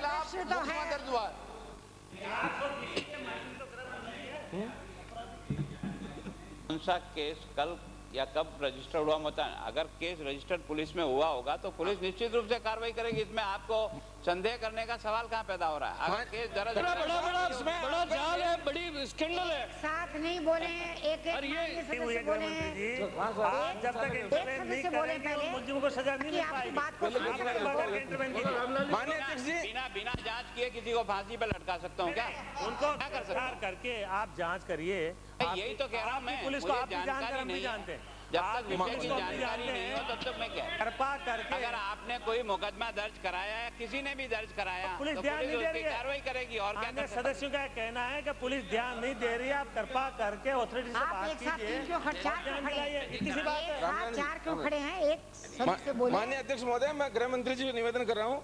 गृह मंत्री महोदय, उससे जो पेटियां जो बेची 2000 रुपए में, उसमें जो पूरी 15 आदमियों की कमेटी है, उसने हर गांव में अध्यक्ष महोदय एक एक अपना दलाल नियुक्त किया, 100 रुपए उसमें कमीशन रखे और उसको कहा 2 महीने के बाद में 3000 में हम खुद खरीद लेंगे और आसाम में चाय के बागान में ये खाद काम आएगी। इस उद्देश्य से उसने 5 तहसीलों में कम से कम सारी पंचायतों में इस तरह का एक जाल फैलाया और करोड़ों रुपए तक का यह मामला पहुंच गया। कल पकड़ में आया, जिसमें उस अध्यक्ष को गिरफ्तार इसलिए नहीं कर रहे हैं, माननीय अध्यक्ष जी, गृह मंत्री जी को मैं निवेदन करूंगा, क्योंकि वो एक बहुत बड़ी संस्था का। माननीय अध्यक्ष महोदय, मैं ये बीच में माननीय सदस्य के बीच में दखलंदाजी करना चाहूंगा, कारण कि ये मामला जानबूझकर एक भारतीय जनता पार्टी के कार्यकर्ता पे लाल सन लगाकर जानबूझकर सारा उलझाना चाहते हैं। ऐसा कोई मुद्दा ही नहीं है इनका, ये जानबूझकर उलझाना चाहते हैं। जनता पार्टी और कांग्रेस का मुद्दा नहीं है, आम कांग्रेस का या भारतीय जनता पार्टी का नहीं, आम काश्तकार का और आम गरीब आदमी का, जिनको लूटा है। और इसमें चाहे भारतीय जनता पार्टी का हो चाहे कांग्रेस का, उसको सजा मिले। सिंह जी, मुझे क्षेत्र का नाम नहीं याद है, इसलिए मैं आरोप नहीं लगाते कि भारतीय जनता पार्टी के एक तरफा करके जब आरोप लग गया किसी का मुलजिम है तो तरफा करके उसके खिलाफ कार्रवाई करें। उपनेता महोदय स्थान ग्रहण करें। हाँ, हैं सांग सिंह भाटिया के, मुझे निर्वाचन क्षेत्र का नाम याद नहीं, जैसलमेर से है ना। जैसलमेर से आने वाले माननीय सदस्य, इस सदन का नियम है कि जब कोई एक सदस्य बोलता है तो चाहे वो कुछ भी कहे, दूसरे को उसके बोलने के बैठने के बाद ही बोलना चाहिए, बीच में उसे व्यवधान नहीं डालना चाहिए। फटकार की बात नहीं है, इनको बीच में इतनी तत्परता भी नहीं होनी चाहिए। उसके बाद आपको कुछ कहना हो तो कहिए आप। ने शिक्षा दी, मैं पड़ोस बैठा हूँ इनके। इनको कब्जी है, इनको रिजवान जी मिर्जा ने एक दवाई बताई, पाटे के दूध में तुम्बे का बीज मिलाकर पिलाने की, वो पिलाना पड़ेगा। जी मिर्जा ने नागौर में एक दवाई बनाई, वो अपनी बात पूरी पहले महावीर जी को भी दी थी, उसके बाद कम हुआ आपको भी थोड़ी कब्जी है जो उसमें देंगे। आप आ जाना क्वार्टर पर दे देंगे, आपको पूरी शीशी भरी हुई है। माननीय अध्यक्ष महोदय, ये संस्था का जो रजिस्ट्रेशन हुआ एक बनेड़ा तहसील में, एक मंडल में। माननीय पंचायत राज मंत्री जी वहाँ गए थे, वहाँ पे सैकड़ों किसान उनसे मिले। पुलिस ने एक डेयरी में कर्मचारी है उसको गिरफ्तार किया रात को, कम से कम रात को 2 बजे तक 1000 किसान वहाँ थाने के बाहर बैठे रहे। इसलिए मेरा निवेदन था गृह मंत्री जी से कि इस संस्था का जो उद्घाटन हुआ आज से 4 महीने पहले, माननीय सांसद महोदय, माननीय सुभाष जी बेड़े साहब भीलवाड़ा से सदस्य हैं, अभी विराजे हुए हैं, इन्होंने उसकी ओपनिंग की। उसमें नंदलाल कास्ट नाम का आदमी जो उस संस्था का अध्यक्ष है,